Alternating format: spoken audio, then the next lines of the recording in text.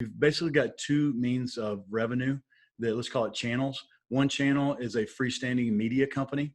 The company deals with getting qualified leads for attorney groups, Mhm. large attorney groups that are doing that are fighting for people out there that may have been wronged, and through these mass tort lawsuits through some of the drug companies and what have you. So does good business. And then that's actually the legacy company that we kept intact. The new company and the new channels and the new face of Surge, if you will, of what we're doing. We provide the underbanked, let's call it the 30% of the United States, the unbanked, underbanked, or Mhm. folks that may not have great credit scores that need to have different access to products. Again, 30% of the market out there, we provide them. We use our flagship product brands in telecommunications. We've got a reloadable Visa card, a couple of other products that we use to get into these community stores, the convenience stores, the tiendas or mercados where our customers shop. And bluntly, that's our Trojan horse tip of the spear.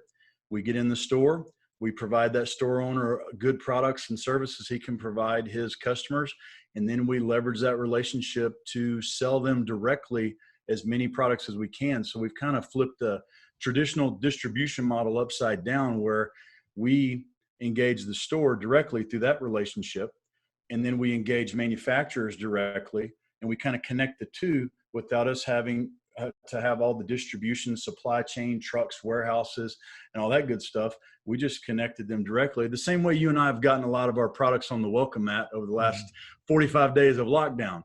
Exact same thing. We're just doing that for corner stores. Okay. And so how have you guys been affected with the whole lockdown across the nation? Affected is an interesting word.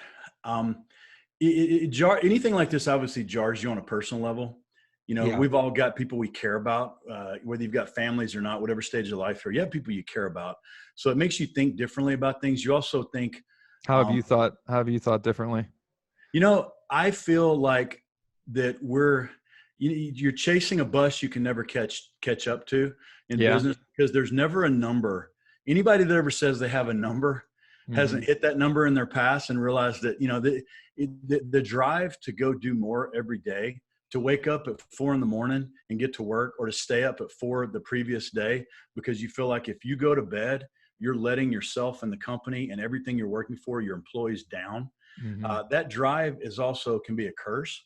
So this is one of those times where But that's kind of, also a drive that right now I think is oh really no, necessary. it is, but it's like I equate it to the same thing. I recently had a death in my family, and you sit back and you value life. You think about, okay, how old are you? How Mhm. many years have you put into your profession, to your business?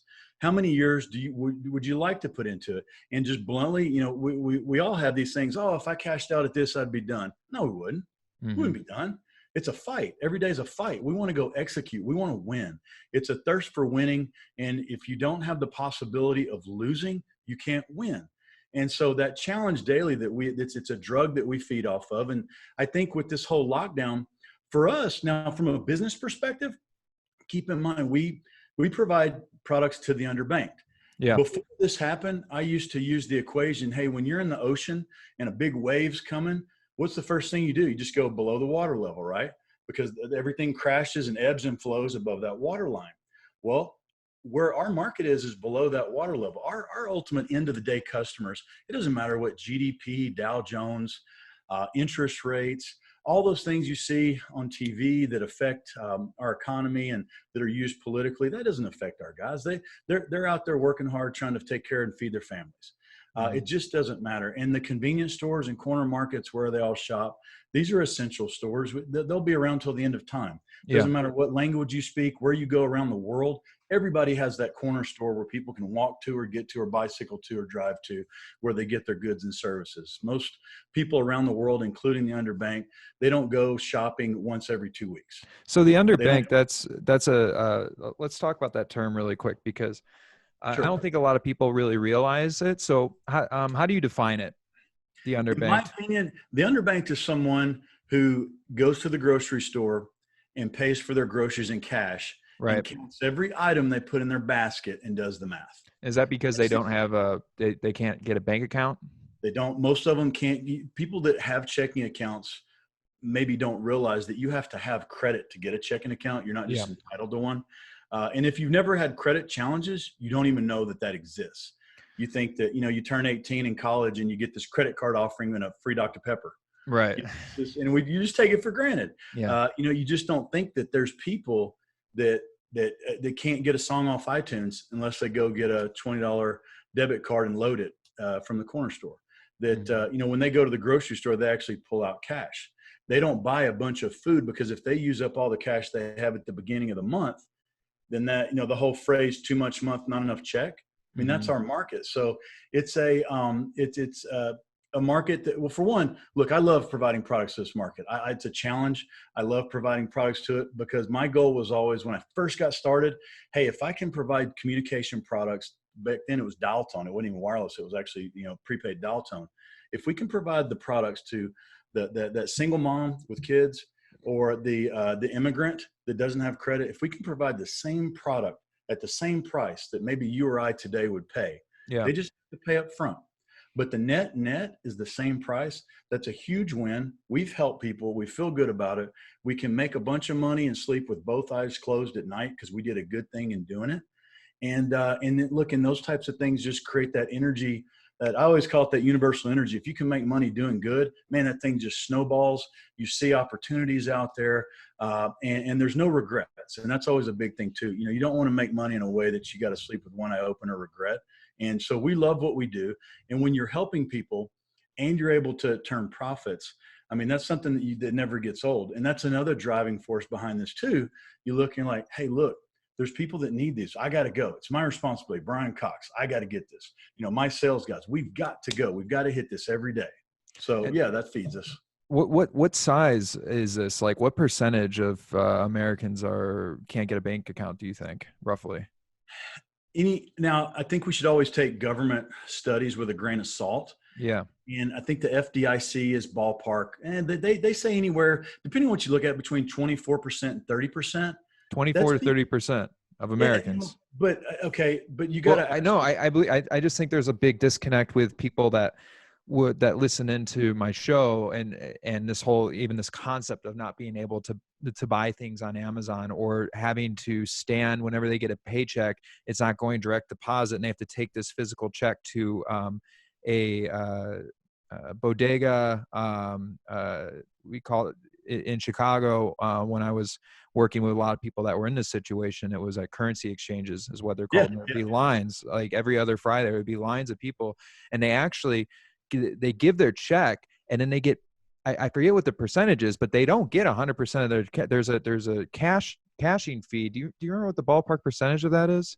It really depends. And to be completely honest with you, it's every liquor store, title loan store, corner market, anybody that's got a cash register in the low income neighborhoods. Yeah, they're going out, and you're looking at losing between 3% and 5%. And a lot of that is so that's grid. Yeah. So if you get a check for $1,000, that's all of a sudden $50. Yeah, which is a big deal now. Yeah, of course, it's a big deal. Add to it, and here's another thing that people may not think about. So let's say my mom and my sisters are back in Guatemala, so I get dinged on cashing the check. Now I'm going to send it, and I'm going to get dinged on this side. They're going to get dinged on that side. So when you extrapolate it out and look at time worked and time earned, you could work a day of a 2-week cycle, or a half a day in a week cycle, just to be able to move your money around. So, our market usually pays higher for everything, and that's why it's a challenge for us to turn that around. Have you thought about the unfortunate possibility that your market might grow significantly due to this pandemic?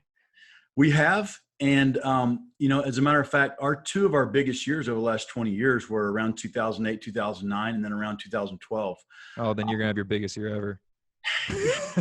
Well, I mean, that's a good and bad. That's bad.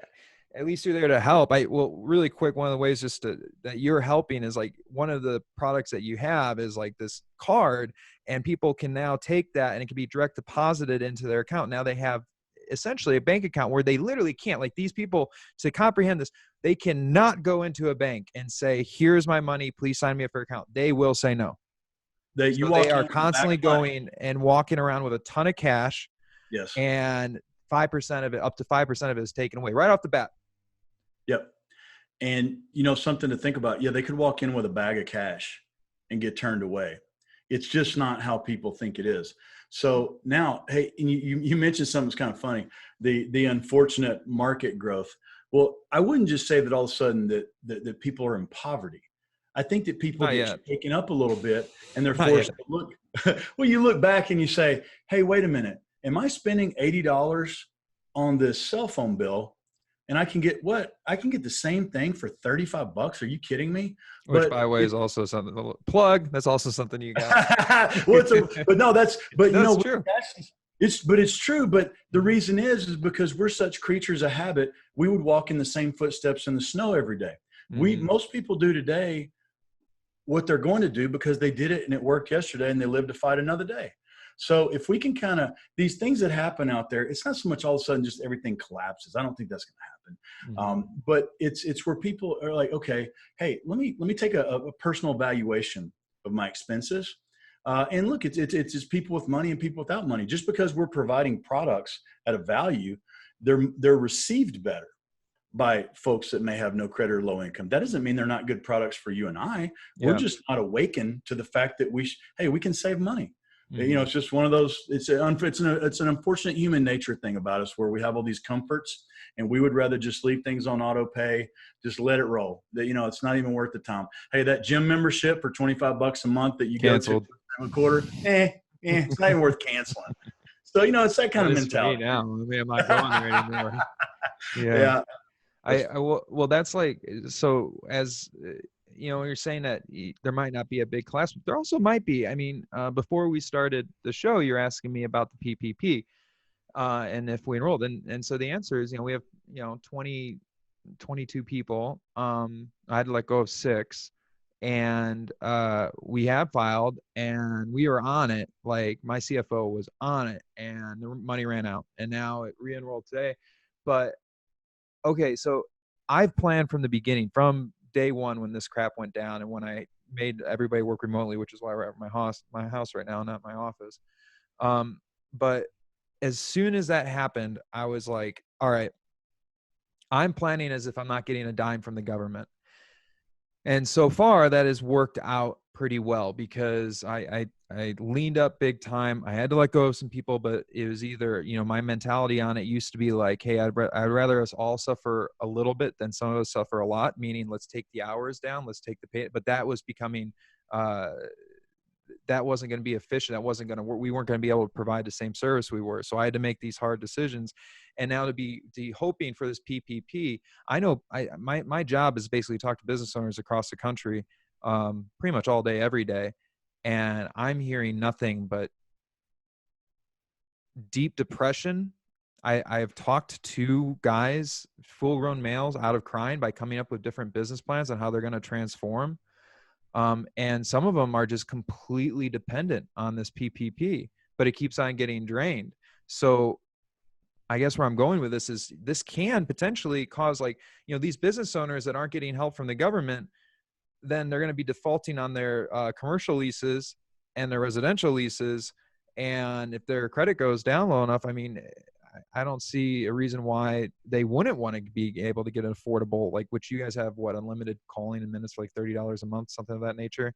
Yes. Yeah. And I don't see why and for some people, maybe not those business owners, so in some case, some of the business owners that aren't getting help at anything, and then they start racking up their credit card bills to pay for something, that's where you're on the fast track to end up becoming one of these people where they bar you, because you can, in the beginning, get a checking account, but you start overdrafting that thing over and over again, all of a sudden, like, for the way I saw it with some of the employees I used to have with the old company I worked at, IPA in Chicago, was that they had a checking account at one point, but they overdrafted it enough in times of crisis that they banned them not only from the bank, but from banking in the state of Illinois.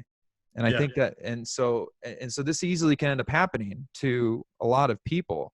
So I think it's important for them to know that there's other options out there. You don't have to pay $80 a month. You don't have to pay $100. You can get something for like $30 that you guys have. And if you get in the point where all of a sudden you're not allowed to have a checking account anymore, you guys have a solution for that. But it's scary. It's scary. But the PPP thing, here's the other thing. Have you looked into it at all? Like PPP? Yeah. Yeah, yeah. No, we filed, and now I'll give you our little backstory. We had a couple of people that we let go that was just related to sales support. They're 1099, or I shouldn't say let go, but that we didn't engage anymore because we didn't have anything for them to do. Yeah. But really, the only facets of our company that were affected significantly were the sales channels where people needed to be out moving around. And I hate to say this, shaking hands, because man, that's going to be a tough one. I have no idea what we're going to do. That's normally my go-to phrase for get out and shake hands. I have no idea what that's going to be. Those weird things. If this was a movie, I'd fast forward and see, how are we going to greet each other at some point. But Well, we figured out how to do that digitally, Brian. Remember? yeah, I know. It's we have a secret weapon for that. It is, but there's a loneliness to connecting digitally as well. I mean, we're solitary confinement outside of torture is the worst punishment that we do to people. So I mean, that's a form of torture, right? Well, I mean, think about it. You go to jail, okay? You get in trouble at jail, solitary confinement. So I mean, and you're basically saying, no, I want to hang out with the murderers and the rapists. Don't put me alone. But I mean, we're communal animals. We want to be with others. Most of us do. We there's an energy. And look, at the end of the day, I know it's not the goal of this conversation. We can come back sometime and talk about the energy between people and positive people, and then coolers, as I call them, people that suck your life force out. I haven't heard a cooler. Okay. Oh yeah, the cooler. Yeah, I haven't heard that. No, I haven't heard you talk about that. So but it's true. And that's well, for one, would that be me telling you can't do it or something like that? Which I don't do to you, but would that be an example of a cooler? Like, Brian, you can't do this. You should stop. When I first started my first LLC 20 years ago, the coolers were probably, and actually these people meant well, that felt like they were all of a sudden required to give me all the stats of how many companies fail in the first 1, 2, 3, 4 years of business. Where you just finally stop talking to people about the fact that you started a company. Yeah. I mean, we all know, we've all gone through it. The people that you depend on most for support, you would expect. Actually, it's the complete opposite. Why do you think that is? Are they looking out for their own welfare because your income might go down or something?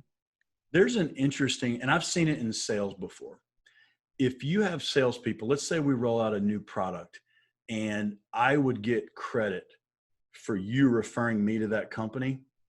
There's a lot of people out there. I don't know whether it's subconscious or conscious, but I've seen people that didn't want to come sell that product and make a lot of money selling it because they knew that Bud was going to make money off of them. I think sometimes we have this thing where it's not just it's a competing thing. And plus, hey, look, if I've laid in my bed and I've thought about opening a garage door company, and I've thought about it and thought about it and thought about it, and I knew I could do it. But then you, down the road from me, you went and started your own painting company. You broke out from the contractor you were working for, and you had the balls to do it. And we're willing to fail. We're willing to ride it out there, willing to take a chance and put everything you got, fight day and night, see the sun come up, but when you still ain't going to sleep, and commit to doing something like that. There's people that are rooting for your failure because it tells them, hey, envy. It may be envy, or it may be being able to check that box in their soul. Hey, you know what? It's okay. There's no regrets. You would have failed too. Look at Bud. He failed. You would have failed too. It's people that don't want to take a chance, that have kind of that employee, and there's nothing wrong with employees. Don't get me wrong. I don't mean that in any way, shape, or form. We absolutely need them. You gotta have, look at I'm an employee now. I mean, we all are. And by the way, I answer to every single person in my company, including a board of directors. And I've always looked at it that way. But to be a leader, you got to be a conqueror. You got to be able to do things. I don't care what Bud does. I don't care if everybody on planet Earth fails. I will not fail, because that's not an option. I can't fail if it's not an option. So, and you have to tell yourself that night and day, because look, man, you know how it is.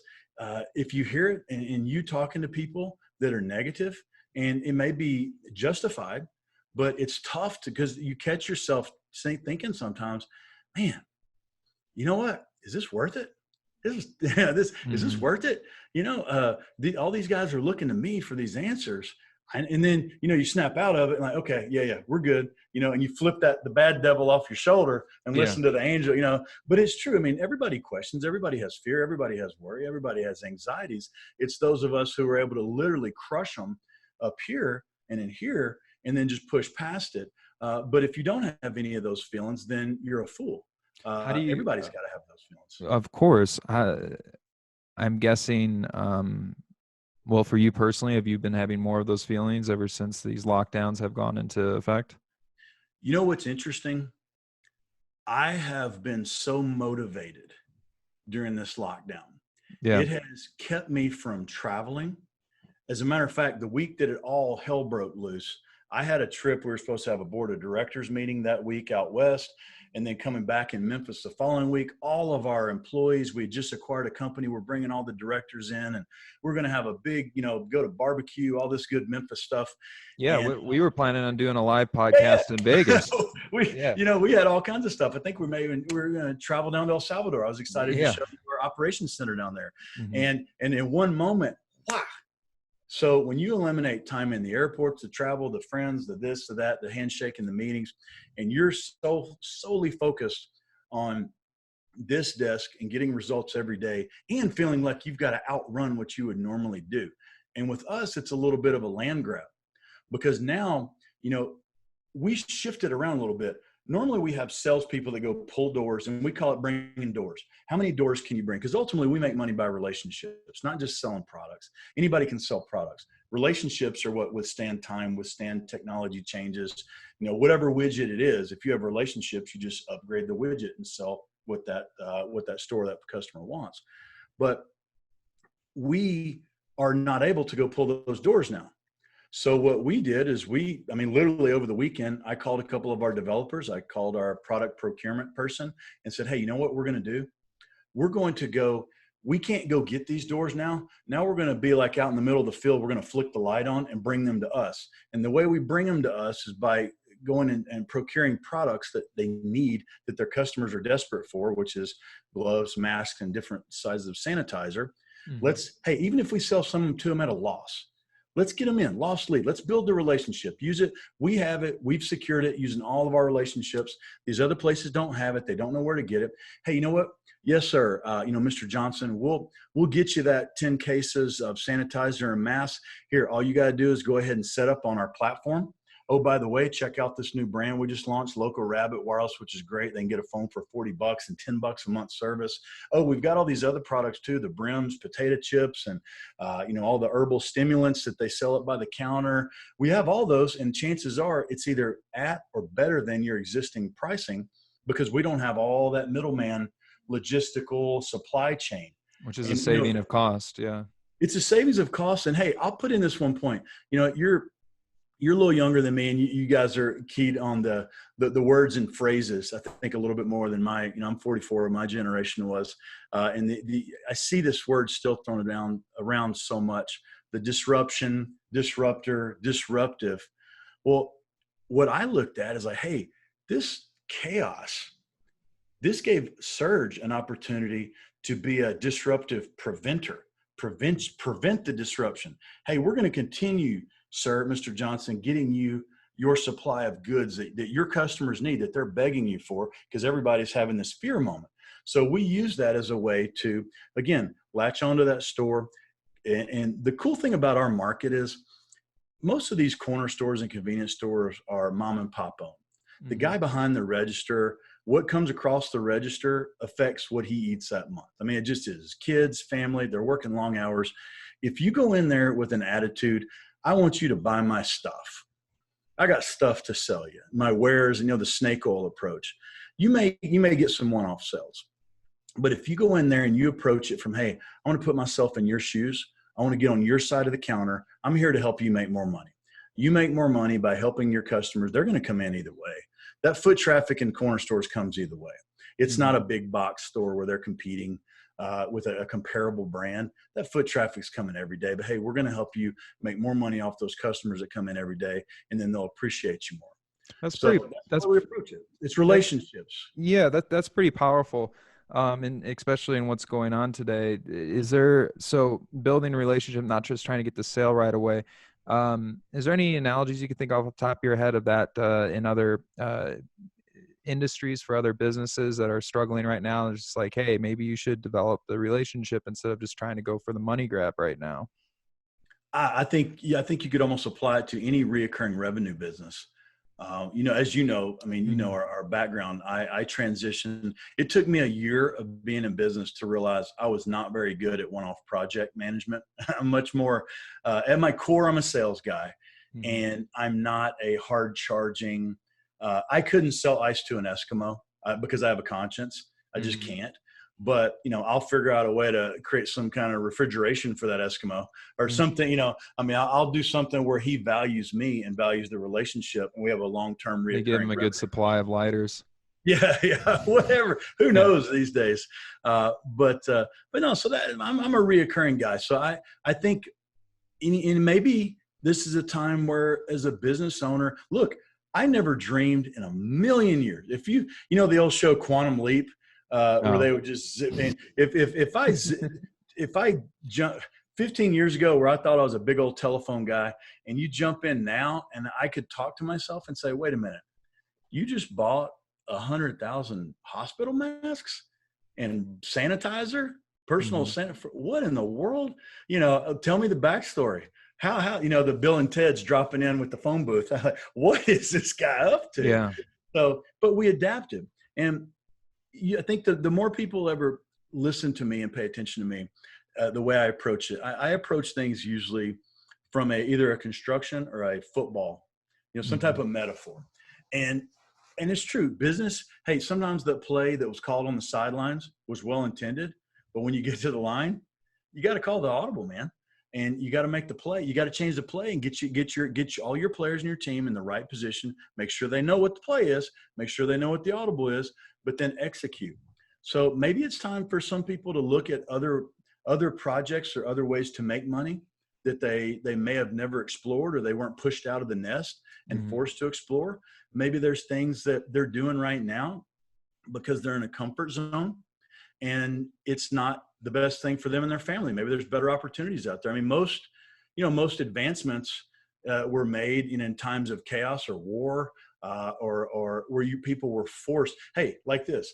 Do you think that after this epidemic, the whole food delivery, medicine on your phone? I had a dermatologist look at a spot on my shoulder, and I literally used the phone. So there's going to be a lot of things good that come out of this. I think people should open up, and if you're negative and thinking of all the negativity, my personal opinion is you're closing off the part of your brain and your subconscious that picks up opportunity. It's just, for me, that's how it works. The days where I get overcome by a little bit of fear, anxiety, worry, or just I feel like I got gut punched, I go out, I take a walk, I get that out of my head as quick as I can, because I know that I've shut down my whole system to seeing opportunity, to seeing positivity. And if one of my goals that I meditate on every single morning is to be a positive light to every single person I come in contact with, no matter what, and do my best not to have fear, worry, anxiety. I know that because I say it every morning, because those are the three things that can crush you. Fear, worry, and anxiety. Fear, worry, and anxiety, man. That's as a matter of fact, I know, I don't make this too religious, but those are the do nots, the most mentioned do nots even in the Bible. So even in the roots of Christianity, the do nots: do not fear, do not worry. That's the most do nots mentioned. So that tells you something. Regardless of where you stand on the political spectrum. How do you make sure that a business owner, like if you had a friend, like if you're talking to me, you're like, and I'm like, man, I'm worried about this, and that, which actually I'm on an attack mode right now. I'm on offense and we're growing, but just as a hypothetical, because I talk to this type of scenario every day. How do you coach out of like, hey man, don't worry, don't fear, don't have anxiety? I don't think you can. I'll answer your question with a story. I was watching a seminar Lou Holtz did one time, and he was talking about you can't not do something by saying you're not going to do it. And he used the phrase or the stories of every time at the end of a football game when he was trying to keep a team from scoring, if that was his focus, guess what? They scored every dang time. But if his focus was get a turnover, sack the quarterback, get an interception, stop them.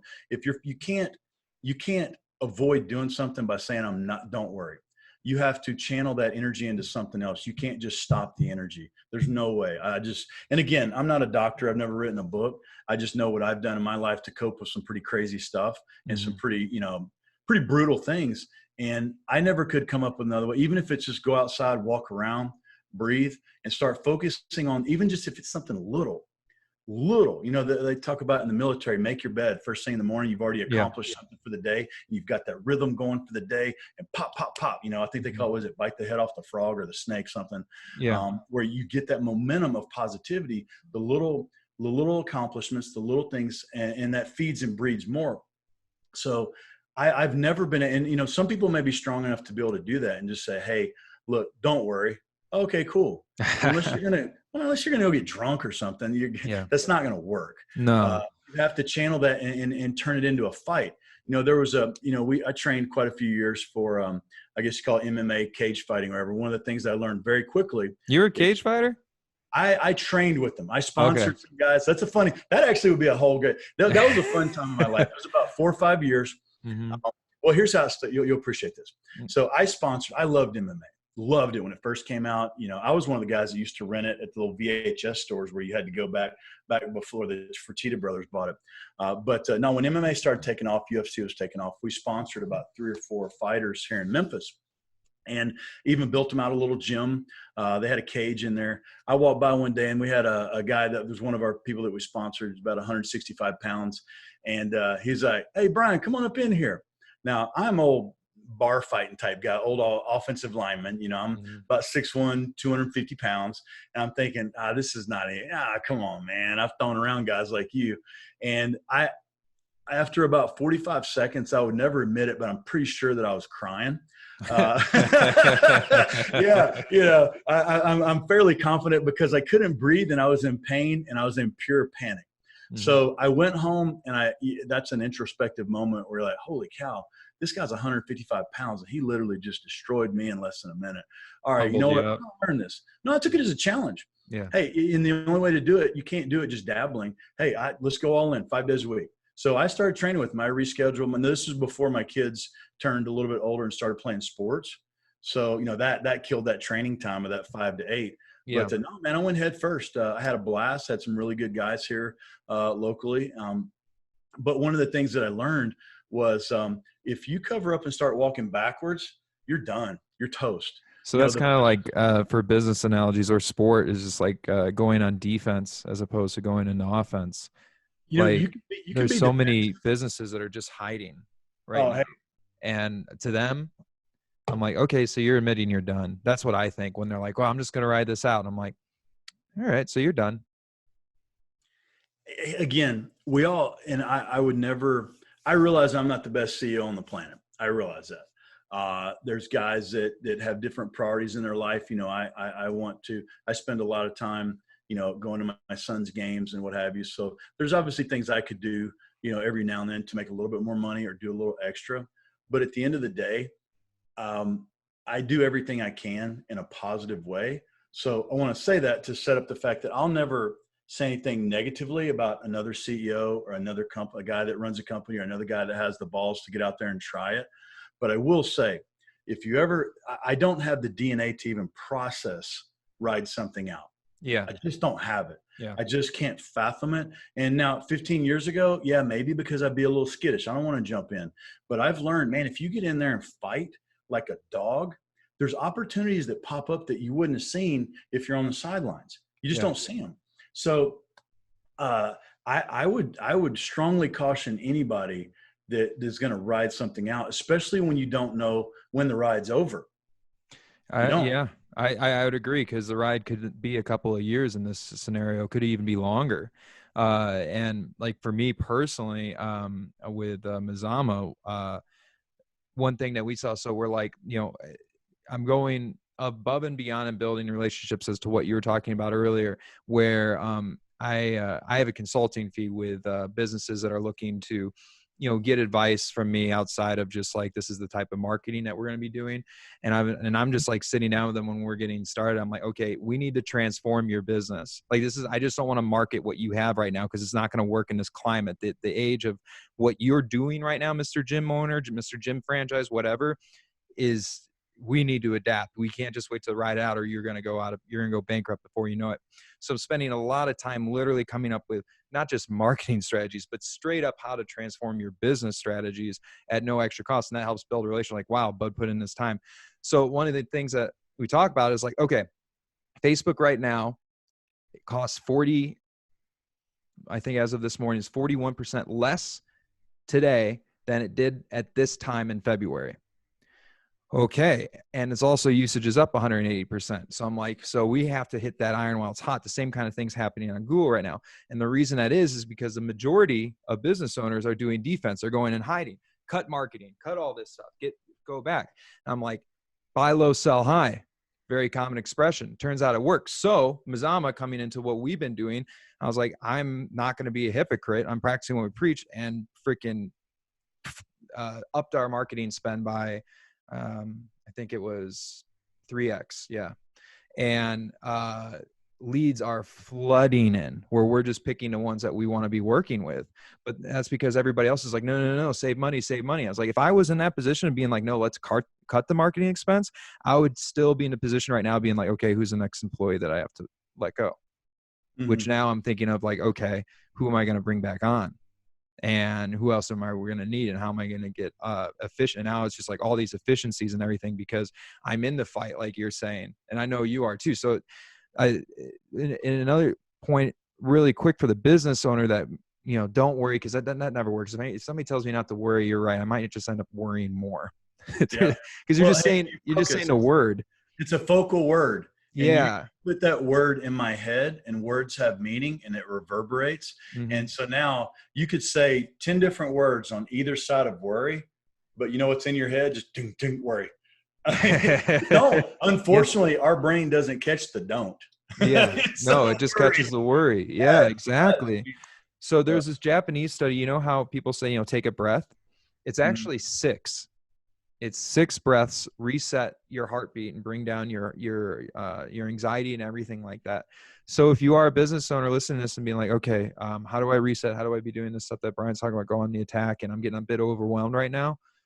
Go on a walk, like you're saying, take 6 breaths, 6 big in and out, and see how you feel after that. It's a great reset that I practice a bit along with meditation and stuff, but it allows that kind of stuff to flow off, and then you just get right back at it, and you get into the grind, and you start calling and automating all that sort of stuff. And the other thing is hard work right now. I know that that's all you do. I mean, it's like I've had conversations with you at 2 a.m. your time, and I'm like, hey, it's a curse. It's a curse. But it's what's getting you going, though. It's why you're. But I look, man. I love the fight. I love doing what I'm doing, and I think there's a point that you reach where you realize if you've made a little bit where you're comfortable and you're still going for that brass, you're going for it. I mean, we set some pretty clear goals with the search, that this entity and with this project and what we're going to do with it. And we're executing on those. And so now it even gets more exciting because it's the buildup to right before the big game, right before this uplift to NASDAQ and all these little fine-tuned things that we're doing. Now we're positioning things to make sure when we get there, everything's exactly how we want it to make the biggest impression, as opposed to, 2 years ago, cleaning up debt and trying to do development and pull all this, the strategic plan together. But no, man, hard work. But I like it. But you know what? I like the hard. It's not the actual work. Would I rather be hanging out on a hammock and like those old Corona Christmas commercials on the beach? Absolutely. Mm-hmm. For a day or two. Yeah. It gets old after a while. Yeah. But I want to win, man. I want to win. And this is how we win. And if anybody can go, once you've got a little level of comfort, it's not that you stop. It's actually a little bit that you want to work even that much harder, because now you want to prove that you can do it again. I've had 2 really good runs in my life. And now I've got people on my team that, this is a phenomenal team we put together. So, and they look to me a lot of times for guidance on certain situations, because it did build an organization of 1,500 people. Mm-hmm. There is a lot of things that went into having a multi-city, multi-country organization. So there are things that we draw on from that, but no, absolutely. There's the hard work piece, the 2 a.m. piece. Those are the times, believe it or not, that and in the shower. And I think the reason is because everybody else is asleep or not bothering you, but ideas, always think. I don't sing in the shower. I think.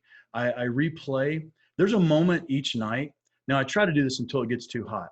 I've got a fireplace in the back, and I'll go start a fire every night and just sit there. And I'll literally go through Sometimes even go back through some of my emails for the day and just think, and I'll replay in my head some of the conversations I had, some of the emails, and you look back, and sometimes you find things you missed.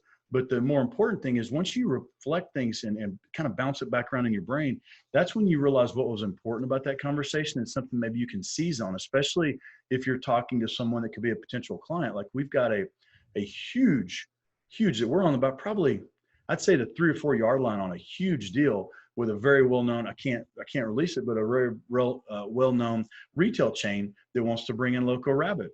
It'll be gigantic for us. So replay that conversation. What did the gentleman say? What are they looking for? What's for the listeners, what's Local Rabbit? Oh, Loco Rabbit is it's a wireless brand that we launched. We and you'll like this because you're a big data guy. We acquired a company the fourth quarter of 2019, and we took the $100 million worth of analytics and also talking to some of the professionals that came along with that company that have been in prepaid wireless since day one. And we built a brand that is probably one of the most aggressive, value-driven brands, but it's able to be done because we've got a great contract with the underlying carrier, and we're the software transaction company, and we source the phones. We do the whole thing kit and caboodle all the way to the store. So we're able to offer these guys a really aggressive. I mean, put it this way, if you're into just a basic phone, which by the way, the minimalist and people that now realize that all smartphones are being tracked by the government, our movements being tracked. Anybody that, we used to be a conspiracy theorist. Now they know, oh no, there's third-party software companies that provide that data to the state governments and federal. So, but basic Androids, upgraded Androids, $49, $69, $79 out the door, $10 a week service, selling it through the stores. It's a cool brand. The brand is funny. I know you're big into branding.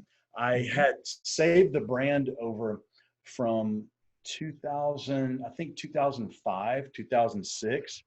It was our brand that we used for dial-up internet, prepaid dial-up internet. No shit. Yeah, I sold the company, about I think in 2009, but I kept the brand. Love the brand. It was my favorite creation ever. Where those things where you have this middle of the night deal. I'm pretty sure I was probably watching something and just reminded the Tricks Are for Kids, you crazy rabbit thing, and I was like, hey, Loco Rabbit, that's a cool. And I looked, the domain was available, so I bought the URL way back when, and I drew a little picture. I was like, hey man, let's have some kind of athletic looking rabbit, headband Loco, like he's always going somewhere, crazy rabbit, crazy deal, and just like the commercials that we used to have here in Memphis during local wrestling. The Crazy Larry's furniture, that whole, but wait, order now and get one more, or direct from the factory. So now you're putting that into overdrive as you guys are planning. Overdrive. Okay. All of the projects that we had in the hopper, we pushed out because now everybody's stuck.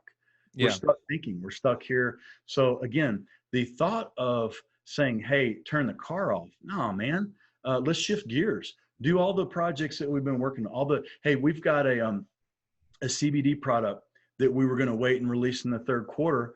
It's a really cool product. It's a tobacco and no nicotine smoke, where it doesn't have all the chemicals, doesn't smell terrible, legal in all the states, all that good stuff. And we were going to wait and do it then. Well, because we didn't have the time to finish the development of it, the last pieces of it. Well, we've done that. That should launch in about a month.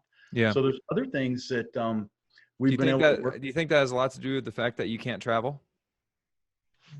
I think it has a ton to do with the fact that we can't travel. None of our people can travel. Yeah. Most of the distractions are gone. I mean, when your day revolves around, what episode of what season of what show you're going to binge watch tonight. I mean, I never thought in a million years I'd be sitting in the middle of the night going back and forth from Netflix, Apple TV, and all these others going, man, I don't know. Where you're texting your buddy, hey, I just finished the last season of this. What do you think? Yeah. What next? So, but yeah, here I've been getting a ton done when it comes to just automation of my own company, due to the fact of me having to close the office. And normally my day would go like this. I'm sitting at my desk and I have an open door policy. So people come up and I'd be in the middle of an email and they'd be like, hey, bud, do you have a quick second? I'm not. Every now and then, like 1 out of 100, I go, no, I really can't. But most of the time I'm just like, sure.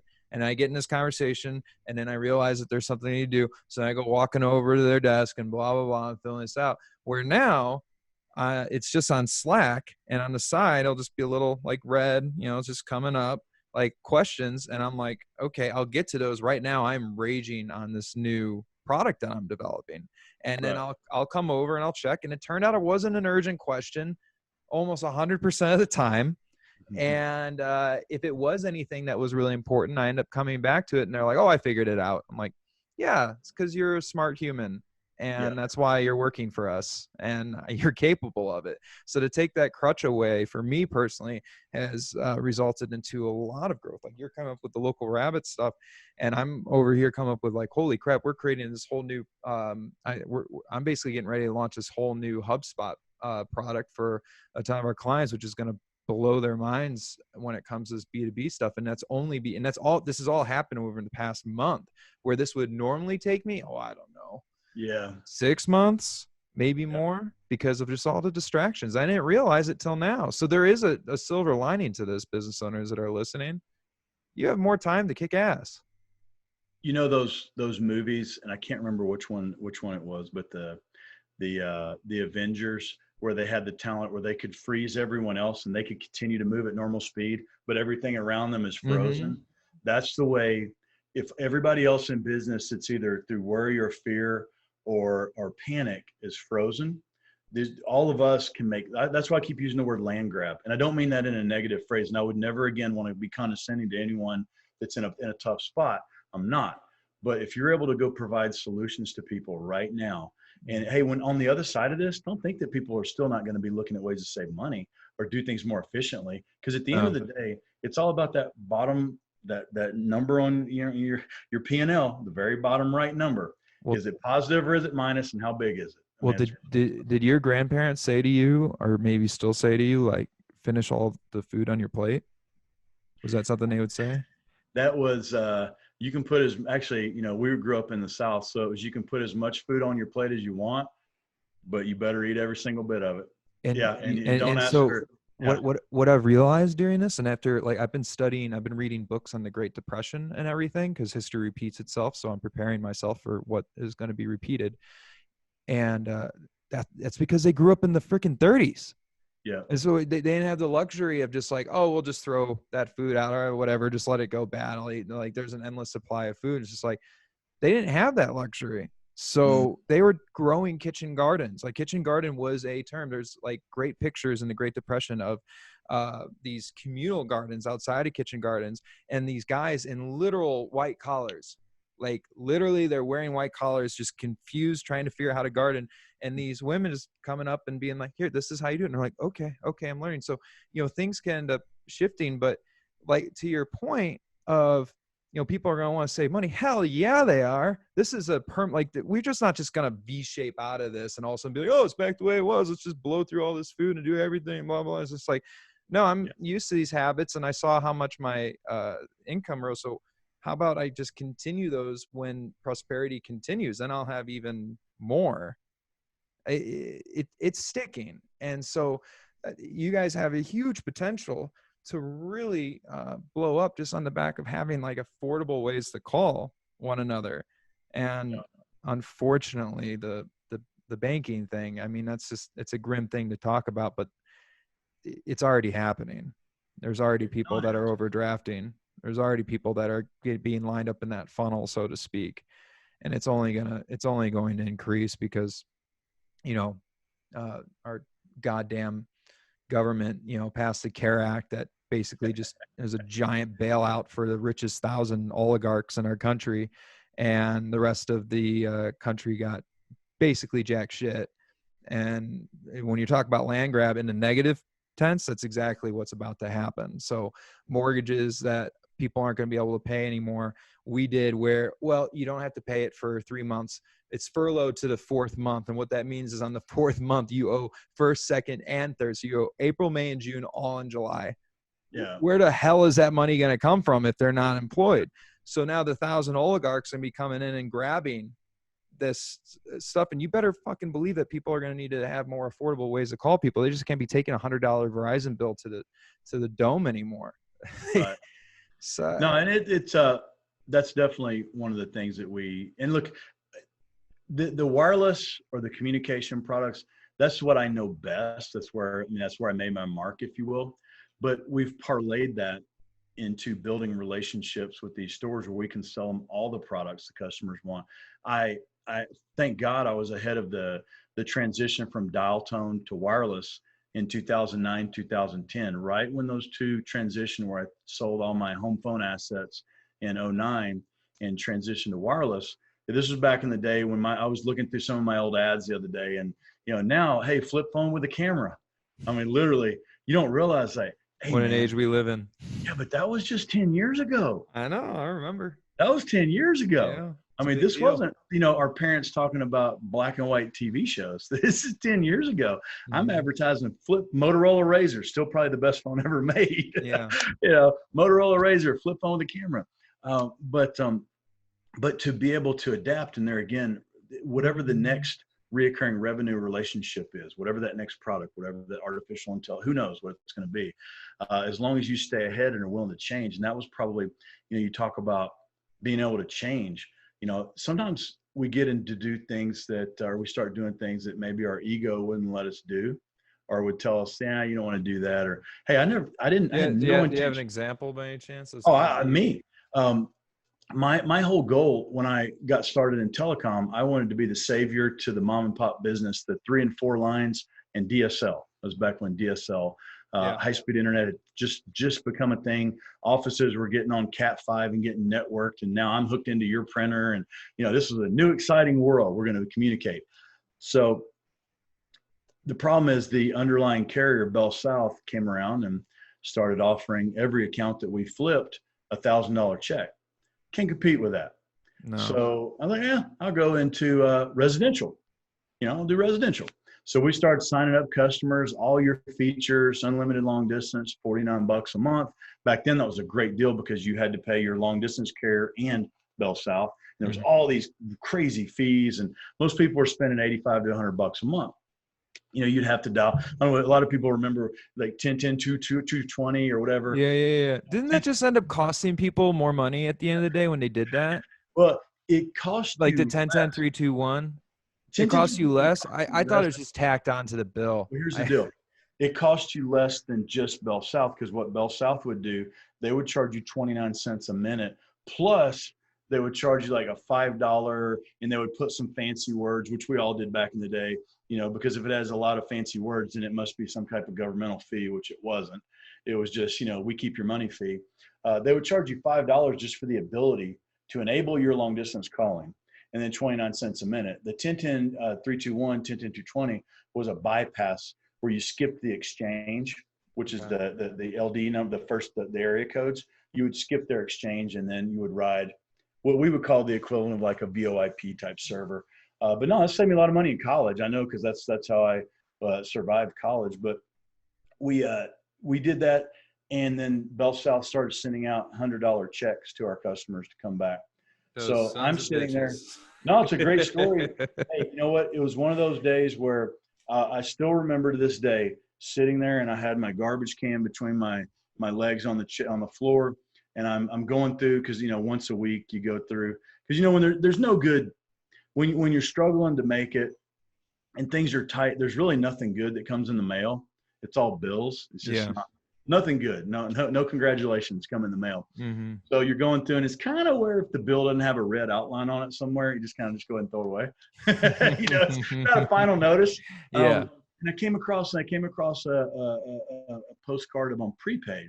So I sat back in my chair and I was reflecting. I was like, man, prepaid. That's the loan sharks. That's the wrong side of town. Man, I don't want to be looked at like that, and people look down their nose at me. But the fact of the matter is, I didn't have a choice. I talked to some consultants. We rejiggered our whole software system to, instead of being postpaid, now we're going to be prepaid. It's just a different mentality. I learned very quickly that to reach our market, I had to be in the stores where they shop, because the old traditional advertise on Oprah and the 10 o'clock news doesn't work anymore. Mm-hmm. Our market needed to have it right in front of them, because they had to have a place to pay. Hey, you want to talk about an eye-opening event? The first time I was doing prepaid and I took checks, and I got that first batch back from the bank with the bounced, whatever they call it, where it didn't cash. Yeah, yeah. Eye-opening Bounced back. experience. Oh yeah, no, because I thought, mentally as business owners, we've already spent most of the money we already made. And when it comes through, I was like, it never crossed my mind that the bounce check. So I learned real quick that it's either prepay or no pay. That was the running joke in our industry. So no, we once we got out there and we said, we're going to focus on getting this done. We're going to get this. This is going to be what I'm dialed in. We're going to be the best damn prepaid company in the country. And we did. We accomplished it. It took about 4 years. We were on the road all the time, setting up all these mom and pop corner stores, the Hispanic stores. We had a El Salvadorian operating, all of our operations down in El Salvador. So it was bilingual. Yeah, we traveled the road, set them up, had 250,000 customers, give or take. And, it was one of those things where it was the best thing that ever happened to me. And I begrudgingly did it because I got my ass kicked twice. Bell South kicked my ass in business, and then Bell South kicked my ass in residential. And I had to go get the customer they didn't want, the customer that owed them money, the customer that may not have a social security number, the customer that's going to pay late, the customer that's going to call customer service every day. When was this? What year? Oh, 06, maybe. Was that the beginning? Right before 08. Yeah, but those were your best years, right? So was that, or some of your best years? So was that when you kind of realized? It sounds like that's when you realized the path you needed to take was from the failures. Oh, absolutely, and it wasn't just failures; it was getting destroyed. Not just failure. Yeah, it's not just failure. Failing is one thing, but getting your ass beat is totally different. But then, look, you look at it and you say, hey, okay, I walked down that street. The guy took me out and took my lunch money. I can go back down that street and the same thing's going to happen again, or I'll just go this way. I went this way, same thing happened. I went that way, nobody was there. And the people that were there in that market at the time were they were the stereotypical people that dealt with the underbanked. They were charging twice. There was way too much money. They were gouging them. They were taking advantage of them. And we came in and we're like, my whole secret to success in that was, well, if the doctor or the lawyer is paying $39, $49, why don't we just charge these guys? It's still a good profit margin and we'll just charge them up front. How do you lose? And it worked. So what's the way you're seeing, what's the way you're seeing right now as there's all this turmoil? Like what kind of light bulbs are going off in your head? I think that it's a little different now. Back then we were a lot more B2C, and our wireless is still B2C, but we use that to build relationships. Like I was saying, I think now the exposure in the breakdown of supply chain, the exposure of empty shelves in a convenience store or a mom and pop owned store. And you got to understand the dynamic that if a customer walks into a store and they ask that guy behind the counter for a product, and it should be on the counter, but it's not.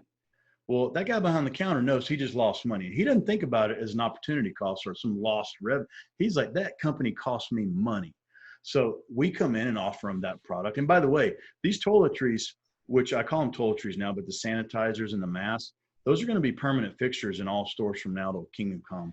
Yeah, we're going to be like Asia, no? Yeah, no, that's like bubble gum now. It's going to be in there. If a company like us comes along and says, hey, partner, we'll help you out. We got your product. We'll get in there at a fair rate, probably actually less than what you were paying. Don't bilk your customers. Allow them to have good prices. Let's get that product turnover, get that rhythm going. Oh, by the way, we've also got these goods. We've got these goods. We've got those goods. We've got accessories. We've got, even for that matter, a gift card mall where you could walk in and put down $20 and it could spit out the equivalent of the gift card. Like we may go to CVS or Walgreens and just buy off the peg hook and use our credit card to buy it. Well, think about it. The guy down at the corner store doesn't have Walgreens right there.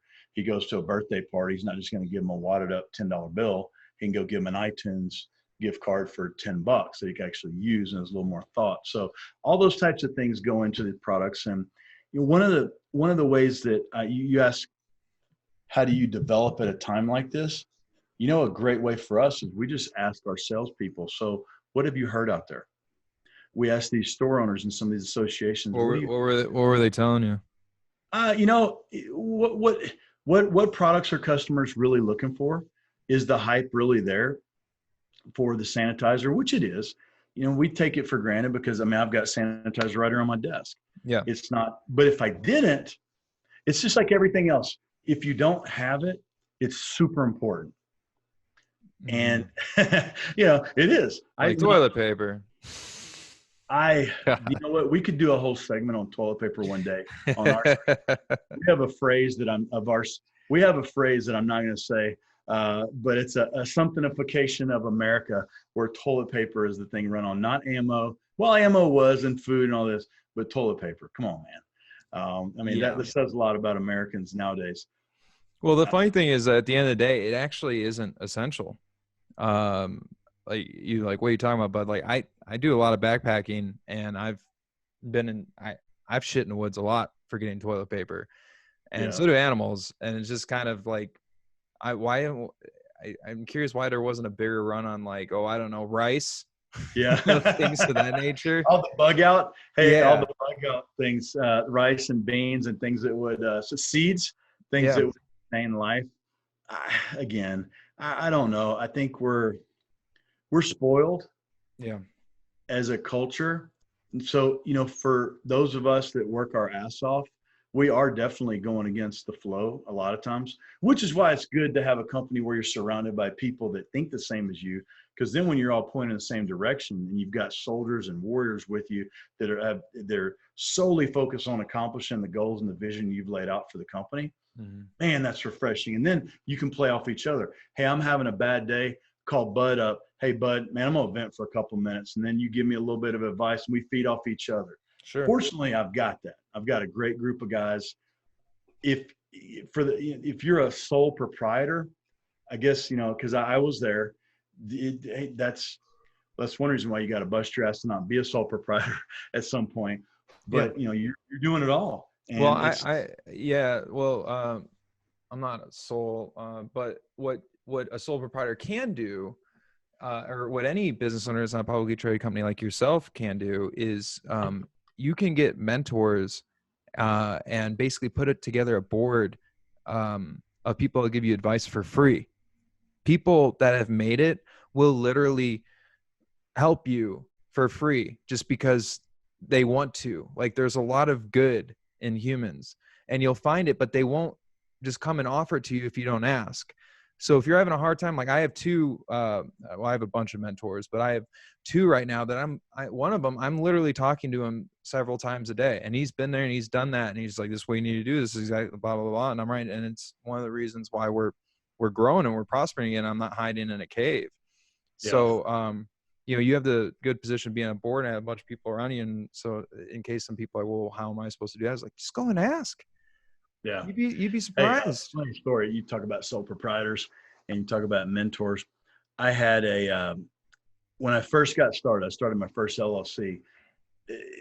Websites had just started and compressed video. And I was like, oh man, I'm going to teach myself how to build websites. I'm going to sell companies and I'm going to resell. Did you learn the code?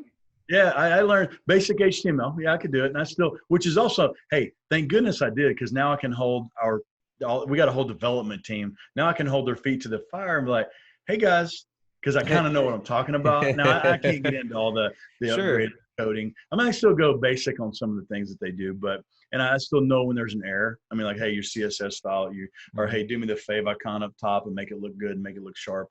But I know the basics. But when you're sole proprietor, you can pivot, man. I started with that, and then I evolved into telecom from that. And how I evolved from telecom, it's actually a cool story. I had reached the point where people had wanted to come see their projects at my office, and I didn't want them to come to my house, you know, because then you're walking through. Well, let me show you into the spare bedroom over here. Don't mind the dog. Yeah. So I went and found a real cheap $600 a month place over off kind of a rough area in Memphis. But it's going to be mine, man. I'm going to paint the walls. It's going to be, you know, Trump Tower. I remember that. Yeah. You know, I had that. Yeah, that's a phase. Yeah. I'm legit, Mom. Yeah. I made it. So check this out. So then it comes to all the things you don't think about, like, Oh, I got to call the electric company, pay that deposit, get that hooked up. Oh, I got to call the telephone company, and they don't go past that thing on the wall. I got to figure. So all those little additional things you had to learn. I had a phone call early in the morning, actually woke me up because I've always been an all night worker. Worked all night, had a phone call about 8 o'clock, woke me up. And the gentleman was trying to sell me telephone service for my business. And it was half the price of the local carrier, Bell South. And so I was like, yeah, man, sure. You're going to sell me that for $25 a line? And I knew what, Bell South. I was like, yeah, come on. So he met me. And when he met me, he realized we were just getting started and what we are. And he said, hey, we're new in West Tennessee. Would you like we meaning you or we meaning him? They were new. They were a new telephone company. Yeah. Mm-hmm. And their model was to use people that had relationships and sell, kind of an upsell thing.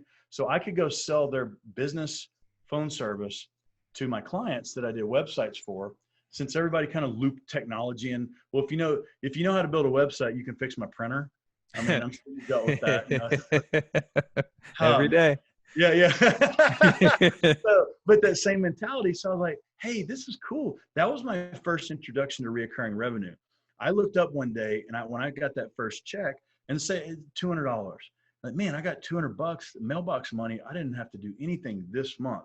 And then it compounded and then it got to the point where about a year of doing that, I realized, hey, the hardest part of this is the sale and the support, and I'm doing it. And we're making okay. Man, it's a commission, it's a residual. But what would it take for me to get my own CLEC and be my own telephone company? And so it took me about a year and a half, but went down that path. And so that's how I got into telecom. But my point is, I had no intention, I didn't know anything about telephone service, nothing. The reason I did is because I answered a phone call that woke me up one day, wanted to save me money at my office. He came out. So you look at the course of events in the universe that got me to this point right now of ultimately building one of the largest prepaid privately owned companies in the country and selling that in 2010 and growing these other companies. And I think now we're over, at Surge, I think if you take all the companies that are a part of Surge and you combine the revenue, like $1.2 billion worth of revenue, and it all went back to a phone call that woke me up that was trying to save me money on a crappy office. Funny how that works. It's like that whole Kevin Bacon thing, Yeah. But that's literally, you think back to your life of one little thing. If I didn't answer that phone call or this over here, now, you're still going to be successful doing something. I mean, at the end of the day, I always tell people, hey, if we're going to mow yards, we're going to be the absolute best landscaping company in West Tennessee. But we're going to get it done. We're going to make money and see what else we can offer. But so there's going to be that success gene that you apply, because again, failure is not an option. But where you are now, you think one little tiny thing. Yeah. Yeah. If you really want to get deep, start thinking like, hey, my grandfather was in World War II. If that bullet hit him here, I wouldn't even. Yeah. Hey, life is about inches, man. No, yeah, you're right. Like for me, the scenario was I was helping this app company get going that I was a owner in, but only 30%, and it was right out of college. And one of the things that made it grow a lot was I was just like, okay, how do we get the word out? And so this is local here in the Bend community we're in, and this was like 8 years ago. And so I was like, well, let's try to build this Facebook thing up a bunch and this Twitter thing and stuff like that. And so I spent a lot of time on it, and it went through the roof. And so I was pitching this plumbing company to get on the app in person in Bend. And I was just like, and this is all things that the benefit of the app, and we'll also put you on our Facebook and look at all the followers and look what happens every time we make a post and look at all that stuff. And she's like, you can do that. Can you do that for me? I was like, well, yeah. Like when you sign up, we'll make a post about you. She's like, no. Can you do my Facebook like that? And I was like, I guess so. And fast forward 6.5 years and are where we are today, just from like that question, being open-minded instead of being like, no, what I'm selling is the app and I'll post anything. Yeah. I was just like, sure. And she's like, well, how much would it cost? And I was just like, $500 a month. And she says, okay. I come running home to my wife at the time, and I'm like, Sarah, guess what? These people are gonna pay us $500 a month to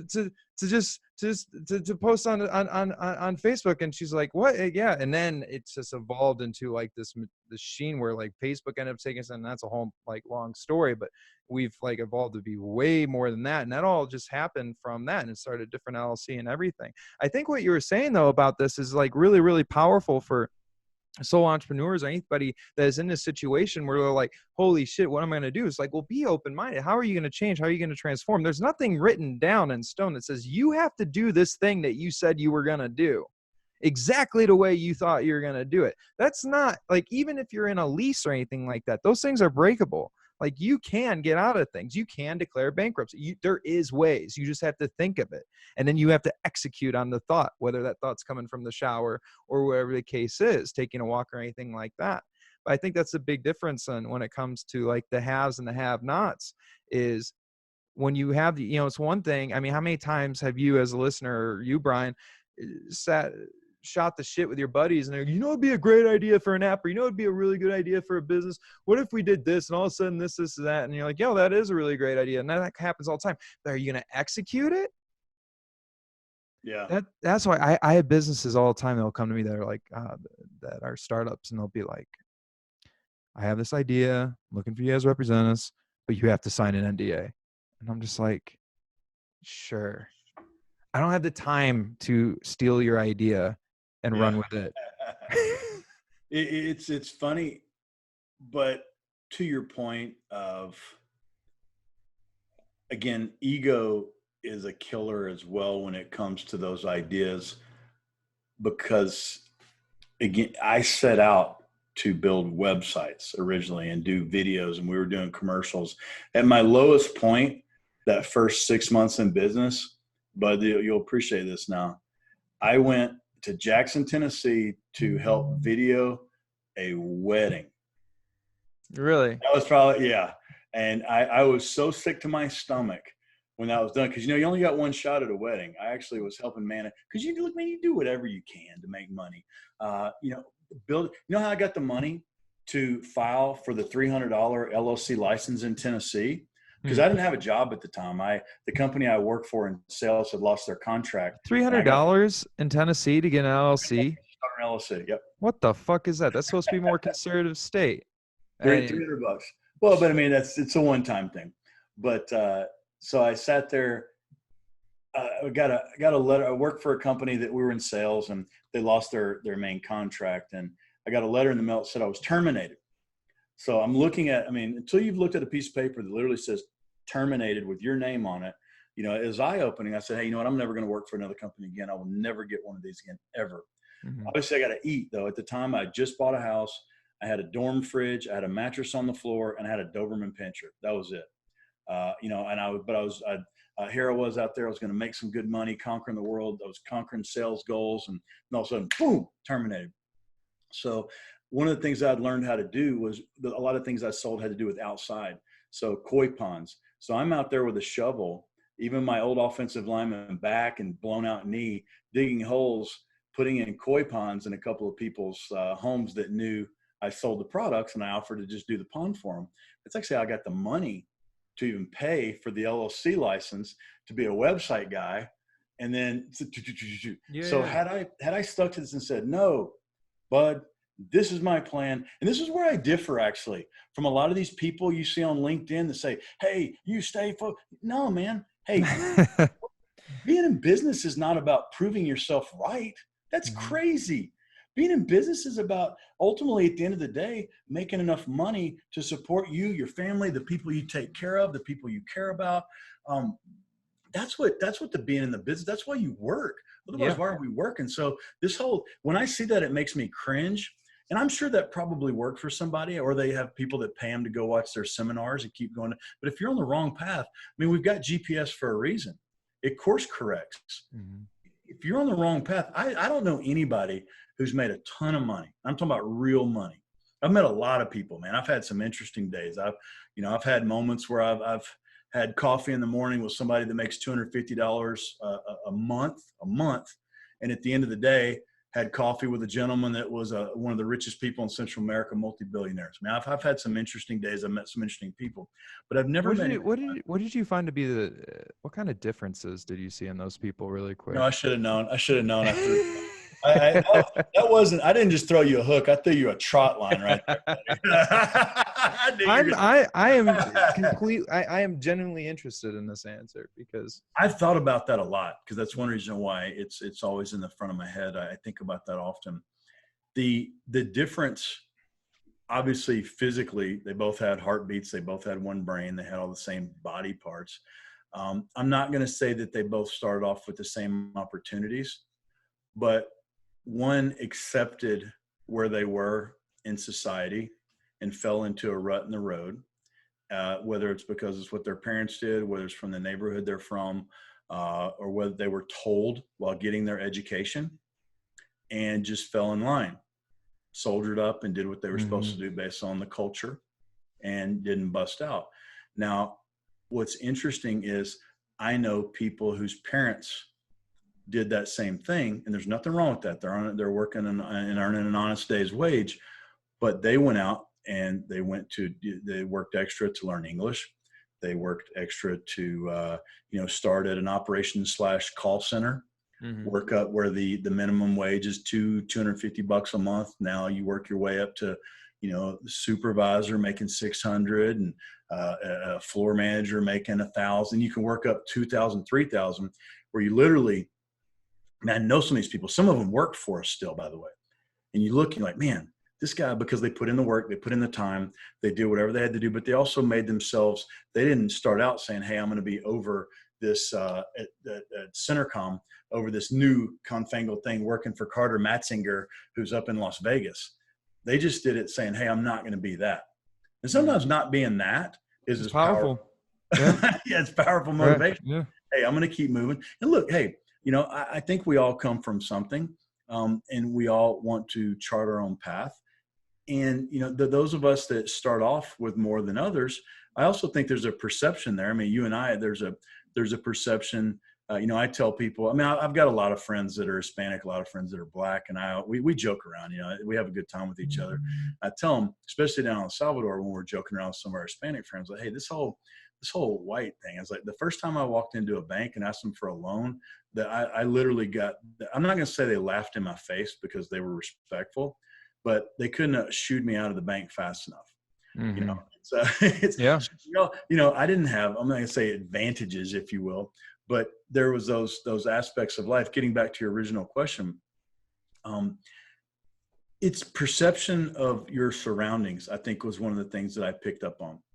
You force your subconscious to be aware of the opportunities and aware of everything that's going on. I tell a lot of the people in our company that, especially the ones that run the subsidiaries that are in leadership roles that have a lot of folks underneath them, I always tell them, hey, consider yourself sitting at your desk, but then have one of those outer body experiences where you hover up, like some of those crazy movies, like a ghost, everything going on around you. And then you really watch and see the repercussions of actions and how the whole thing works together. And what could you do to make that more efficient? What could you do to make these people's lives better? What could you do to make people, because if their lives are better, they're going to be more productive. They're going to be happier. What could you do in those situations, or problem solving? You had a really funny statement earlier that always makes me remember back. Our first building, when we started doing well and we built out a building, it was, I had my office right smack in the middle of everyone. Mistake number one. Okay. It was very open office. This spidered out, and I was in, and I thought, oh, this will be great. Then you basically created an office octopus. Dependency on you. Yeah.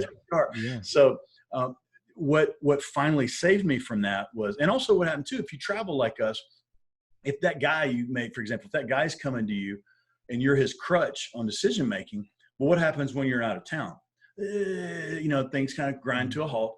So one of the policies I put in place before I finally moved to the building we're in now, where my office is totally separate, I've actually got a literal firewall where my office is totally separate, and you go to the, whoever your person is, whoever your supervisor is, your manager.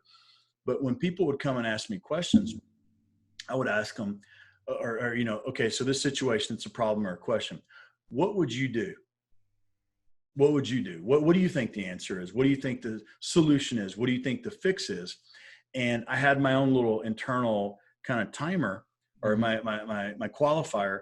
When that person started answering more than not the same as I would, then, hey, you don't have to come ask me those questions anymore. Just do it. I'll never holler at you. I'll never get upset with you for making a mistake. Just do it. And that was the ultimate. That was when now I got a little bit of freedom and I could think more. Because if I'm using this thing and talking, I can't think. And I make money with my brain and my ears, not my mouth.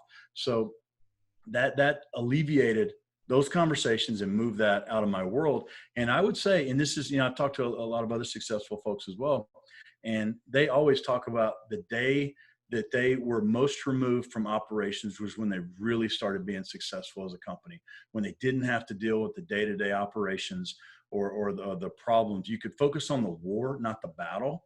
And that's huge. It's a good sign.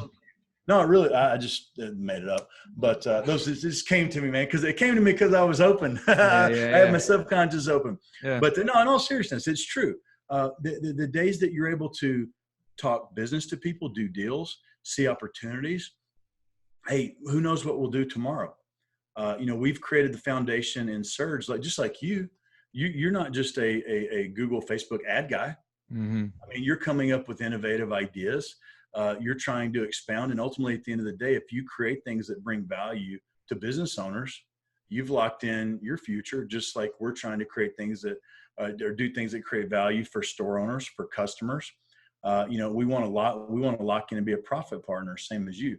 I use that phrase all the time. What can we do to be a profit partner? Don't just sell. Anybody could back up a dump truck and dump sales in somebody's front yard. Sure. And they try to go down the road and do it again tomorrow. But that's not going to create real money. It's the relationship, the value. It's people depending on you and looking to you.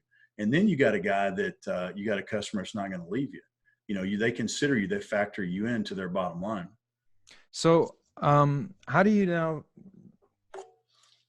where do you see Surge in 2 years, keeping in mind of what obviously is going on and how this has never happened before? So what do you see happen? How's the playbook looking to you right now? Knowing that it could change based on our conversation, obviously. Well, what's really funny, for 18 years of my professional life, I could say whatever I wanted to answer that question. Now I've got to be a little bit guarded because I've got. Oh, that's too bad. I've got the SEC attorneys that fall out of their chair whenever I start talking. So I always have to qualify the statements with, these are my opinion and these are my plans and these are what I intend to do. Now, thank goodness you can look back at my track record 2 years ago. We've executed on every single thing we said we would do. The trajectory of our growth and the way that I put this company together with the awesome team that we've got was, instead of just doing things and growing up and getting this thing going into sales, getting this project, getting this funnel, we went ahead and just spent the money. We put millions of dollars into development, infrastructure, people, the whole human, everything from software development to human capital. And we built this out to go up. I've done things where we did $20-30 million a month, and we did it but we got capped out with our infrastructure. So I wanted to make sure that I had no caps with what we were doing, that there would be no point where we would plateau out because of our inability to scale. So we spent all of last year working on our own software. So zero dependency on a third-party software for almost all of our companies. We did the big acquisition, and we put the group of people together where I'm no longer even the prepaid expert. I used to consider myself one of the founding father types of prepaid. Well, when we brought on Darren Winfrey with this last acquisition, hey, he's got me. So I don't have to be the expert in anything other than leading our team and being able to think, where am I going to be 9-12 months from now? And you asked me, where are you going to be 2 years from now? Well, we've gone from $120,000, $150,000 a month now to over $6.5 million a month. I don't know why obviously the numbers can't keep that same multiplier, but as far as the skewed angle of our growth, I mean, we've done everything from a shareholder equity standpoint to get ready for this uplist to NASDAQ. There's a lot of boxes you've got to check. There's 2 more, and that's actually at our time. When are you ballpark looking to do that? We've got about 3 to 4 ways we can do it. And it depends on, see, now you talk about decisions. There's always decisions, always decisions. There's a big decision in front of us right now, and it's on timing. I want to get there yesterday. I want to go immediately. But what it is when you go, there's going to be a certain amount of dilution based on the money you raise at the time of uplist. So, the difference in private business and public business, in private business, you own the pie. There's so many pieces of the pie, and you can take the pie out. And then if you sell 25% of your company to somebody, they've got 25, you got 75, and that's what it is.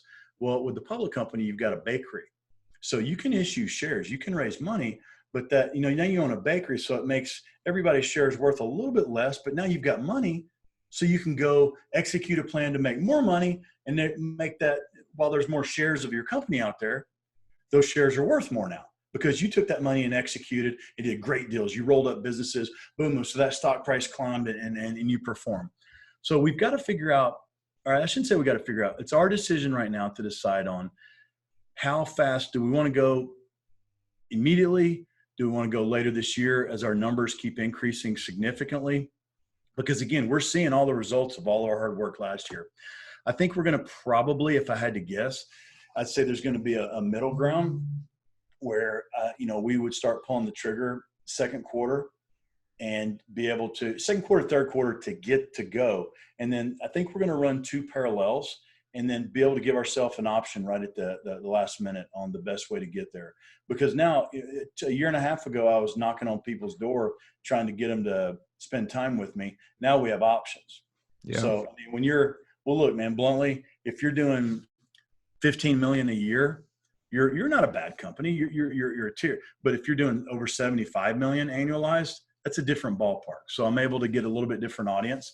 Mm-hmm. And at the end of the day, hey, one thing that's interesting that, I tell those people often when people ask me these questions, the what ifs, I tell them, hey, I did this for the big picture share price play. I mean, I'm the largest shareholder of the company. I'm obviously, I'm not going to hit myself in the face. I have the largest interest to lose if we make a mistake, if we fail, and the most to gain.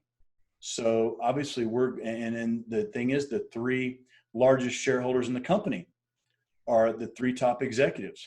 So we're not doing this for a paycheck. We're doing this for the big picture play. So 2 years, NASDAQ, I think we have the opportunity to have access to capital. I've got an awesome team. The new CFO that we just hired used to run, $1 billion private equity projects. So sometimes, when you have people that work with money and the zeros and commas add up, typically that's a great acquisition. Yeah. Oh yeah, no, he doesn't, because well, like us, I mean, if your account has 1 million or 1,000 in it, it doesn't change your heart rate at all. I mean, it's just numbers, it's things, it's digits. Mm-hmm. It doesn't mean anything. So when you get to that point, that's also when you attract money. But no, I see us being at a place where we've created a significant value in the last frontier for our, I guess, this age of having everyone's digital thumbprint.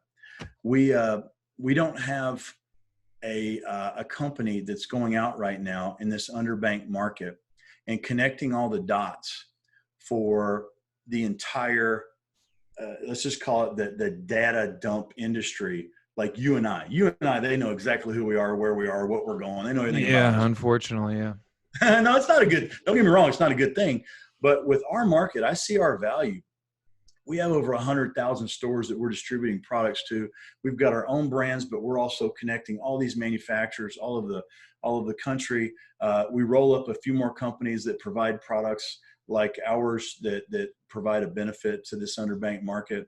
I think that there's going to be a larger company to come along that's going to want the access that we've built, the railroad tracks, because that's the way I explain it to people all the time. Hey, look, our software is actually railroad tracks. The corner store is the old school depot, because that's where everyone comes and gets their products in these neighborhoods. You talk about history repeating stuff. That's exactly what I'm doing from a software perspective. Mm-hmm. Because these corner stores, and especially the Hispanic stores, I mean, think about it. I mean, I'm a realist, I'll call it like it is.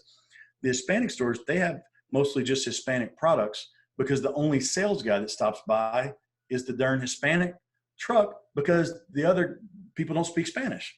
Yeah. So with us being able to connect them with all these other products, hey, here's these telecommunications products, here's these CBD products, here's all these other products that these other guys are making a bunch of money, marking up 40, 50, 60, 100%.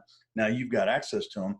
If we have all this and we've put all this together, we're either going to have a fork in the road. And you said 2 years. I think within 2 to 3 years, we're going to have a fork in the road where we've got to shut the door behind us and have a big discussion on either A, we're going to become a mergers and acquisitions machine.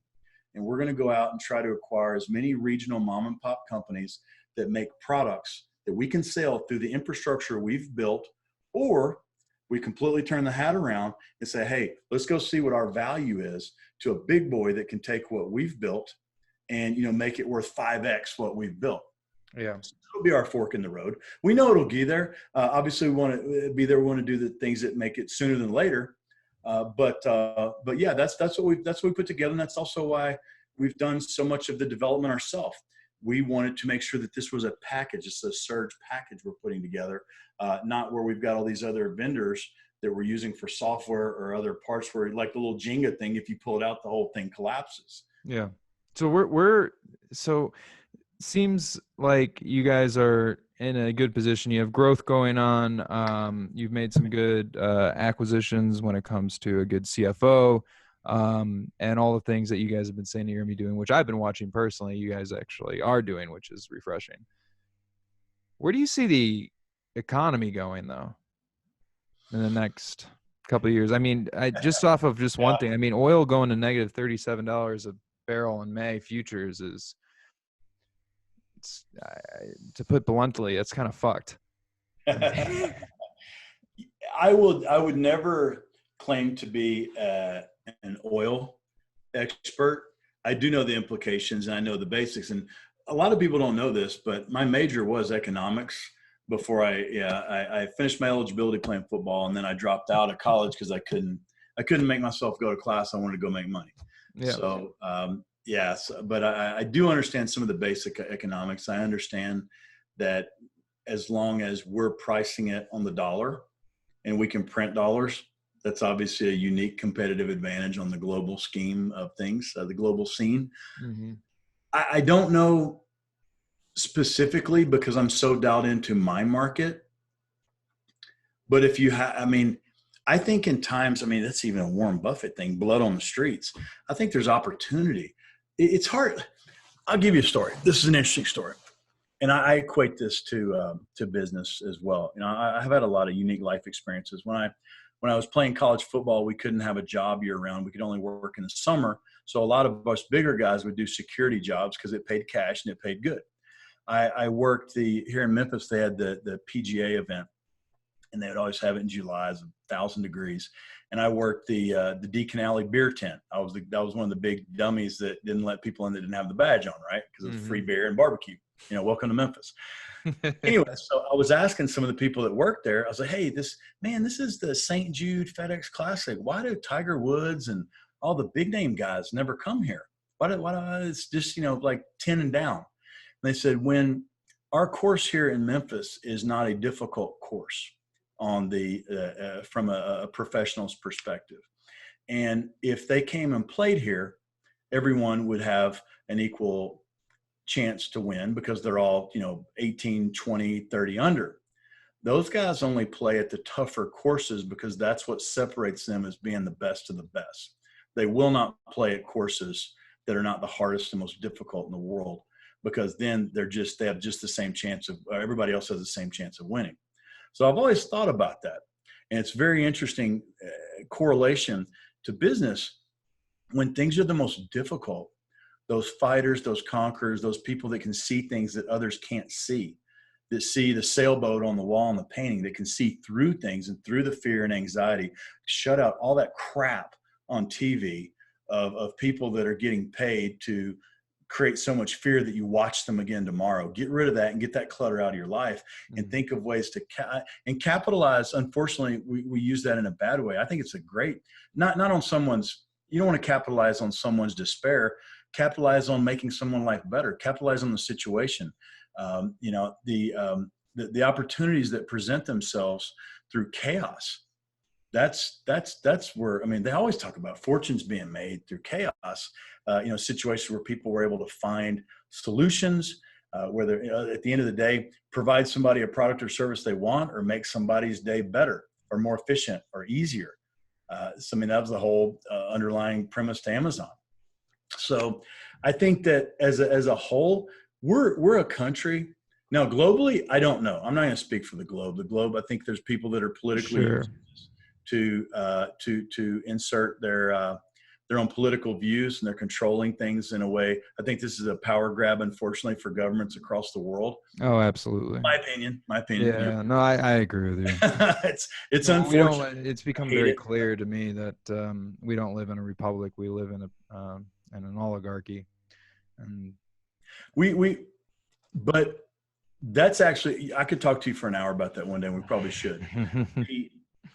We need to feel safe, and we need to feel like we own our homes, or we own property, so that we don't have uprisings, and we conform to our trade-off with our society is that we'll conform to doing the right thing and not take from the guy that's weaker on the street, because you've provided us with this safety and this is the normal. I mean, all you have to do is watch a show about the Vikings, or even, I mean, goodness gracious, I was watching a History Channel, believe it or not, over the weekend. I mean, human history, period. That's Oh, basically. we're brutal animals. Yeah. This was where I think it was, I don't know, it was one of those, the Knights Templar, when they just tortured these people, and I mean, they crucified and did all these terrible things to humans. You don't have to go very far to realize that we definitely live in a unique environment, and it hasn't changed a whole lot. The perception of it's changed.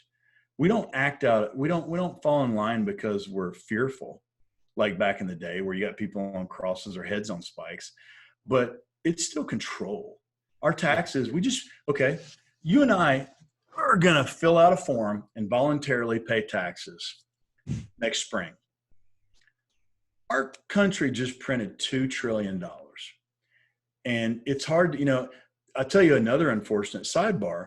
When I was in college, and one of my professors, he wouldn't say a billion, he would always say 1,000 million. So we never lost sight of how much a billion was. That's a really good thing. I'm going to start using that, if you don't mind, because that is a good way to comprehend that a billion is 1,000 millions. Yes. Now, but we've trillion, T with a T. Which is 1,000 billions.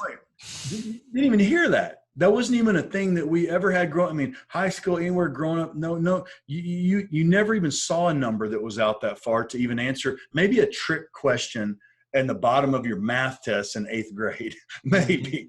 But now we just printed $2 trillion. But you and I are going to pay taxes when we get our money, and we're going to pay taxes for everything we buy, from the corner store to a car to whatever, putting it right back into society and being a good citizen.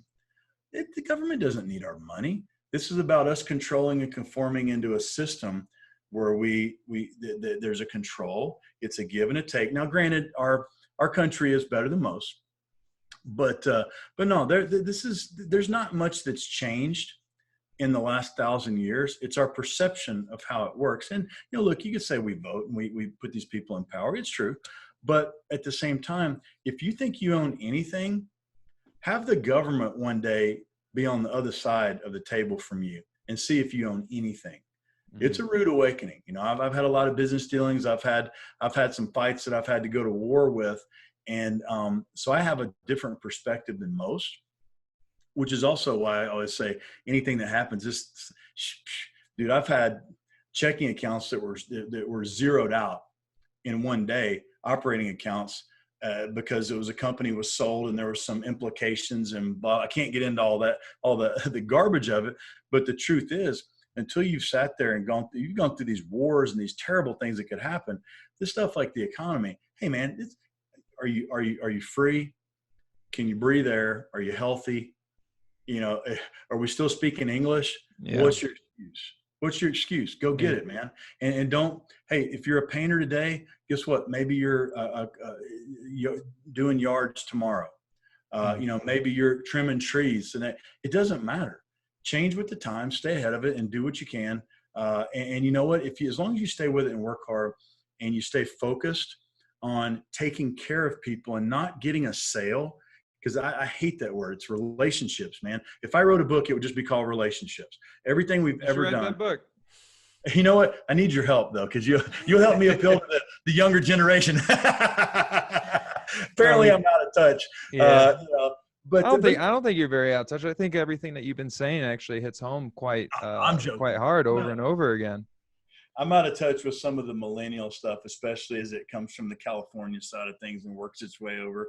That's a whole nother conversation. Yeah. I know. Well, being raised in the Southeast, it was a little different. And as I've traveled around, it's really funny. I never knew I had an accent, or I never realized that, little things like standing up when a lady sat down at the table, or holding a door open for a female, all these things that we just were raised, it's what you did. It's not because you were better than anybody.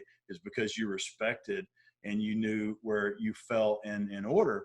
And, that the women, elderly, they're up here, you open the doors, you do these things, you respect them. Yes, ma'am. I mean, when I travel and I hear these kids say, yeah, or whatever to the mom, huh? Instead of ma'am or yes, ma'am. It's just such a different thing for me, because everybody here, for example, I mean, you talk about sports, you go out and you say, huh, to your coach here. No, that's one of those, hey, you're going to start running until I get tired things.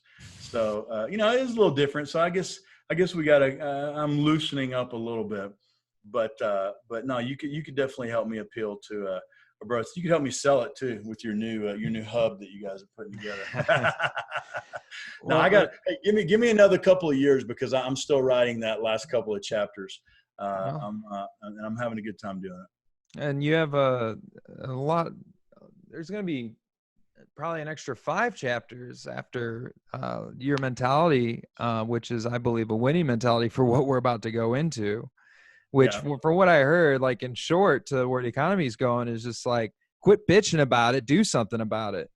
Like, it's opportunity though. Yeah. I hope, again, if it was easy, if everybody could get into business and people would just line up and buy your stuff, then, and there would be no incentive for being able to figure things out and work through things.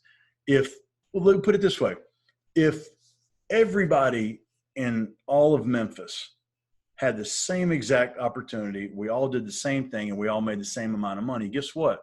We're all going to live in the same size igloo and drive the same size little tiny square car, because we're all there. You want there to be the challenges, because that, like I said, just like the golf, it breeds innovation too. That's where you can separate. You separate. Hey, you got into business. Nobody gets into business for security or a paycheck. No, you got into business because you want to make a huge risk. I don't think a lot of freaking people even understand how much risk it is. It's like, if you've never done it, you never understand it. No, like one thing to know for like a lot of these business owners that are struggling, for those of you that are listening that are not in that position, like if they have a commercial lease, the majority of the time, the vast majority of the time, they sign a thing called a personal guarantee, including me, which means the PG. Yeah. It basically means this: if this shit doesn't work out, then we take all the collateral you have, or until the debt is repaid. And what is the collateral? It's your home. It's your house. Yeah. Your car. Any other stocks, assets, whatever the hell you have. What can we take that you have? Because you defaulted on renting a commercial spot. One last thing I want to ask you, because I've just been staring at this for a while, and I've just been kind of like, what is that? What is that rock behind you? Oh, that right there? Yeah. Driftwood. Oh, that's driftwood. Yeah, it's real too. I like things that mean something and things that are a little unique. Like that mask over my shoulder. Yeah, I was going to ask that next. What's that? From, I think, Guatemala. Okay. Not made in China and bought there. Actually made there. Look, I like interesting things. I like things that tell stories. I've got a big memorabilia collection, mainly sports, but some movie type stuff too, some music. I don't like stuff that has a story. I wasn't always like this. I didn't like that as a kid. I hated museums and that kind of thing.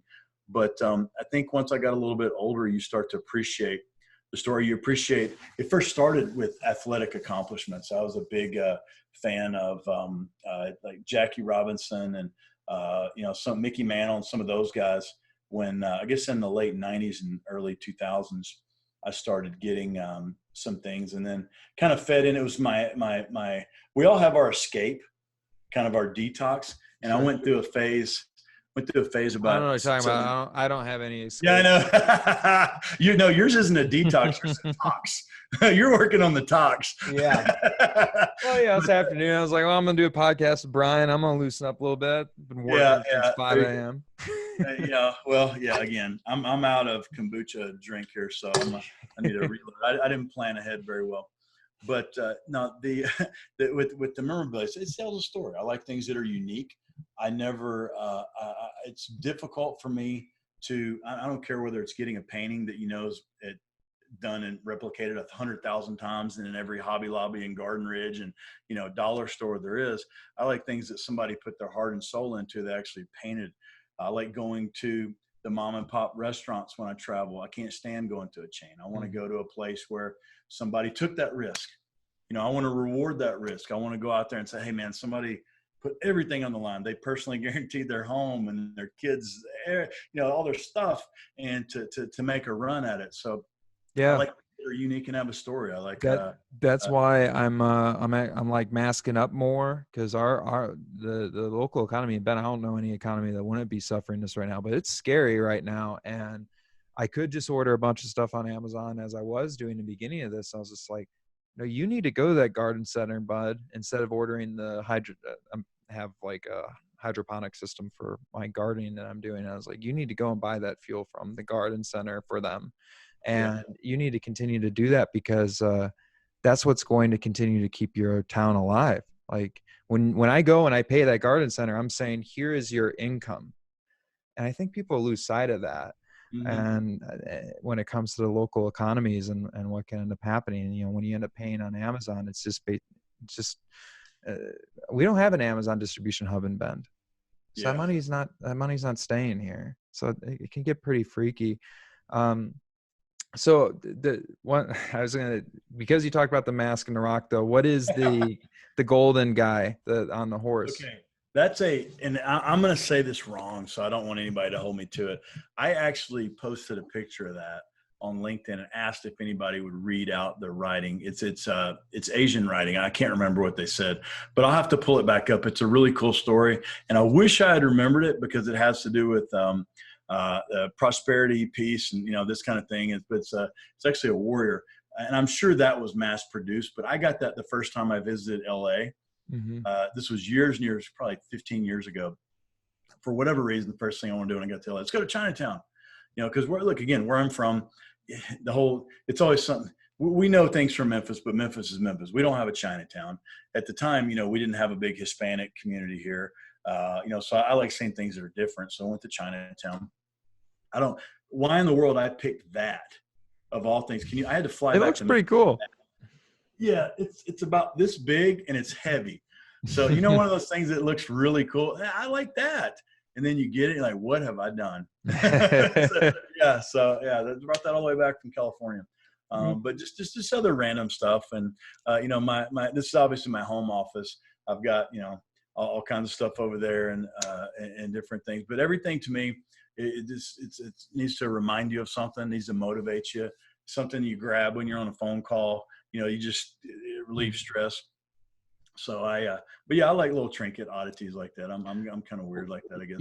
You were mentioning how you like the story behind them, and I can't agree with you more.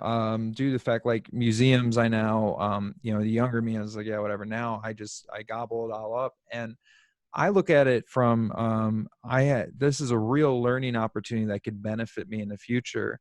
Like when I was talking about studying the Great Depression, I'm doing that because the one thing, people hear the term history repeats itself, but it's very true.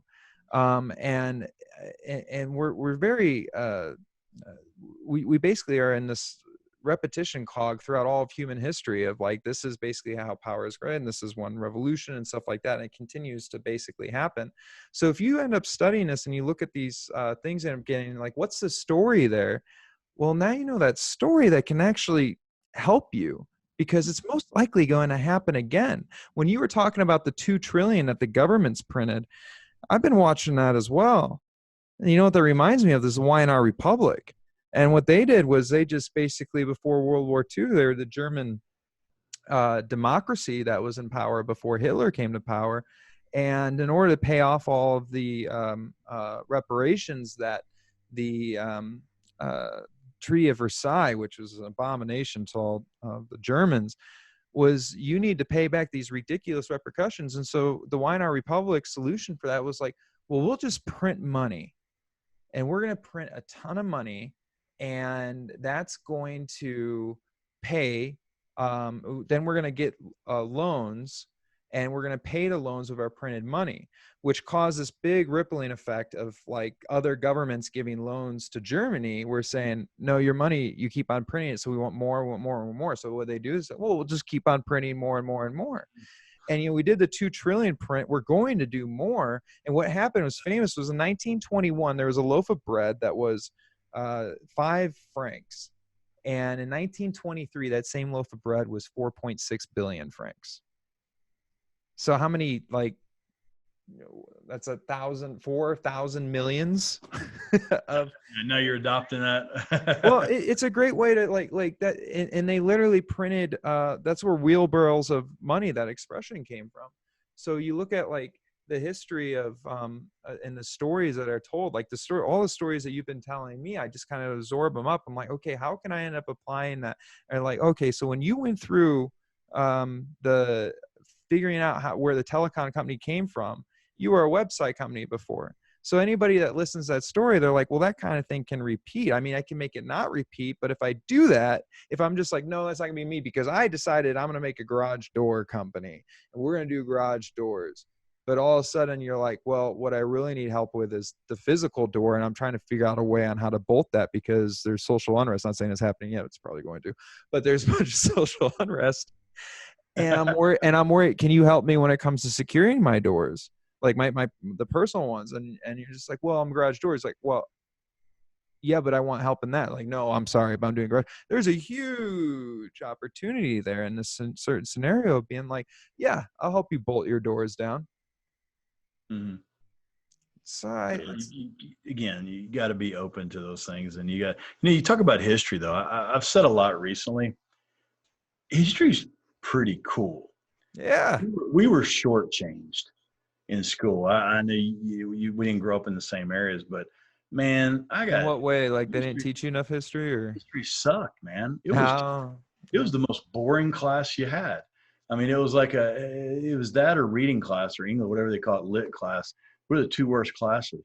But history is awesome. Real history. Mm-hmm. It's savage. It's brutal.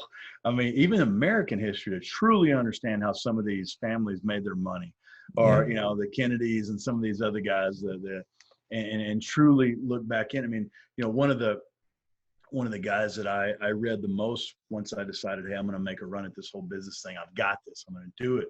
I studied everything I could get my hands on from Napoleon Hill, and the Carnegie, that whole area there, because that was a sweet spot, I think. Sure. The people that he was able to interview at the same time of the Edisons, the Fords, the big the oil guys, I mean, all that big industrial time of our country, these people that created somethings from nothings. So that was one of the big pieces. And that also is where I kind of developed that whole mindset of opening your brain and your subconscious. And I'm not a weirdo. I don't stare in my mirror and repeat things and tell myself I'm good enough, I'm smart enough, and gosh darn, people like me. But you do start your day, tell yourself, hey, this is what I'm going to do. Hey, be successful today. I'm going to get this going. Take your deep breath. Like you said, reset. Because the worst thing in the world to do is to wake up, one eye open, slam some coffee down, try to eat food, and then go straight into working. That's rest. You're going to have a chaotic. If you start off chaotic, your whole day is going to be chaotic. If it's off kilter, it's like starting a road trip with not checking your tire, the air in your tires and your oil change. It's a disaster waiting to happen. It will not work, and you will not be successful or have a fulfilling day no matter what happens. So I would. You asked advice and things like that. That would be another thing that I would say, hey, meditate on that, think for a while, take a deep breath. Hey, first thing, we stare at our daggum phones before the second eye is open. That is catastrophic, man. That is terrible. And I look, I do the same thing half the time, and I catch myself. I'm like, nope. And I refuse to check emails or look at messages until I've gotten up, got the coffee brewed and eaten. So that is one thing, you want to try applying something. I know you're. No, that's great. And I love that expression. We stare at our phones before the second eye is open. It's incredibly, unfortunately true. But if you can actually like have that it's like what you said earlier, make your bed. You get out and you make your bed. You just checked off a big thing of organization and structure, where if you're like, oh, I'll do that later. What's the even point of making a bed? I'm just going to get back in it. I understand that thinking. Yeah. But what's going to happen to the rest of your day as the day unfolds? Oh, I'll just take care of that later. Oh, I'll just take care of that later. We're in a scary pattern. Yeah. Abraham Lincoln, I'm going to butcher this quote, but don't put off to tomorrow what you can do today. It's a lot to that. Yeah. It's also stuff too. I mean, for example, we all have these times where you've got something you got to do, or a phone call you've got to make that's uncomfortable. You got to have an uncomfortable conversation. Either it was either you were right or you were wrong, or you've got to be a leader. You got to make decisions. But there's just times where this conversation is not enjoyable. I'm not going to derive pleasure or joy from this. And honestly, I would have to admit that I put those off. No, you do. You know what you do? You sit here and you have a conversation in your head, playing out all the scenarios of how that'll go, and you make the worry about the call worse than the call is ever going to be. Yeah. Because of your buildup that you've created. You're right. And you have these crazy conversations, and I'll catch myself talking to myself, and I'm like, hey, this is crazy. Just, you know what? Boom. Kind of like calling the girl in high school or junior high. Just do it. Just do it. What's the worst that could happen? The worst that could happen. Just do it. Get it out of the way. And after 9 times out of 10, now there's going to be that one time where you're like, dang, that sucked. That was tough. But it's over. Yeah. The other 9 times, you're not worrying about it too. You can actually work on what you need to get done. All right. Like you're supposed to be making sales, making your business more efficient. But what are you really doing? You're thinking about this damn call. No, or laying off this person or this horrible thing. You just got to rip that Band-Aid off. And I'm being a hypocrite talking like this, like, oh, I have the answers, because I just told you, like those calls, like those layoffs, I need to get better personally at being like, okay, it just needs to happen. And I have been getting a little bit, but I think this is a good wake up call for myself or anybody that's listening. Like, do the damn thing. Yeah, man, just do it. I mean, I know it's old. A lot of things are cliches for a reason. But yeah, man, just do it. Just go, just do it. And I always evaluate, you hedge against what's the worst thing that could happen. If the worst thing could happen is not catastrophic, just do it. Just go for it. Now, sometimes things are not going to go right. And I'm not one of those guys that says everything happens for a reason.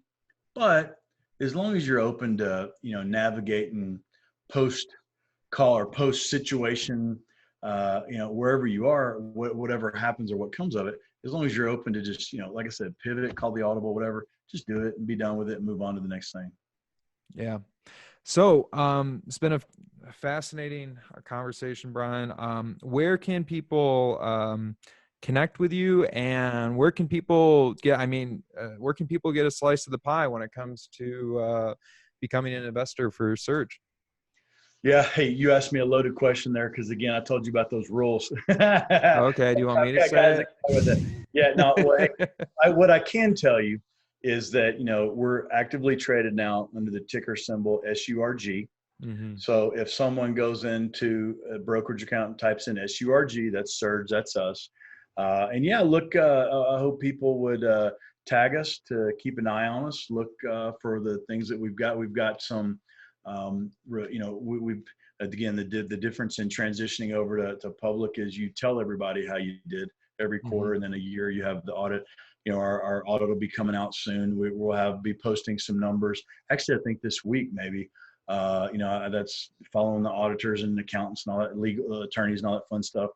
But follow us and track us. I mean, we're having a blast. Anytime you can take a company, again, like we talked about, from 120K a month to over $6.5 million a month, it's been a hell of a ride. And we're not slowing down anytime soon. I hope guys. And you guys are in a position to go even higher with the way the economy is going. Oh man, it's and keep in mind too, all these things are just launching. That Loco Wireless brand, that's just launching.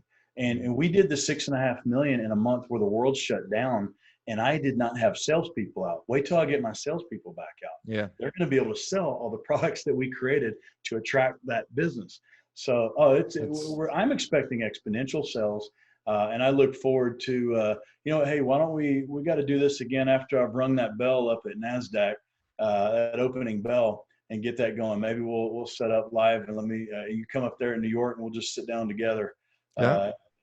That way Yeah. If I can legally fly, no, I think I could, but I'll totally be there for that. So, all right. So you guys are positioned well, growing when other businesses are, not because the underbanked in every position you're in is actually a very powerful one to help people right now.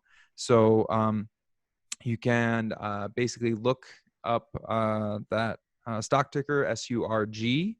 And also Brian is active on LinkedIn, so you can follow him at Brian Cox.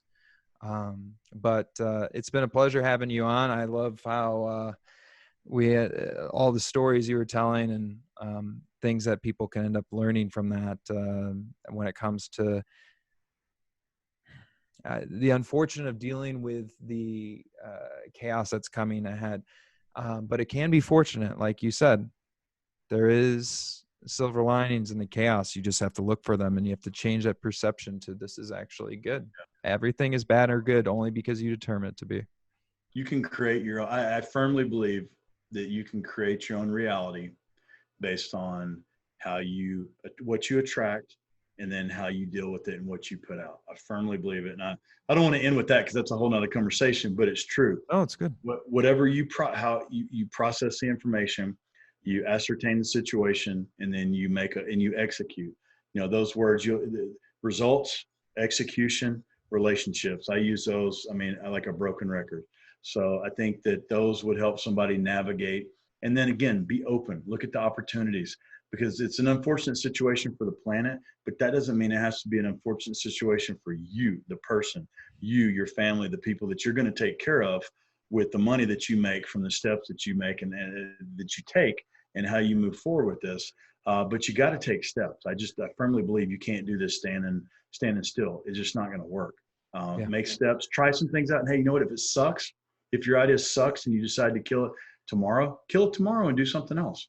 Try something else. If it works, keep doing it the next day. If it doesn't, don't do it.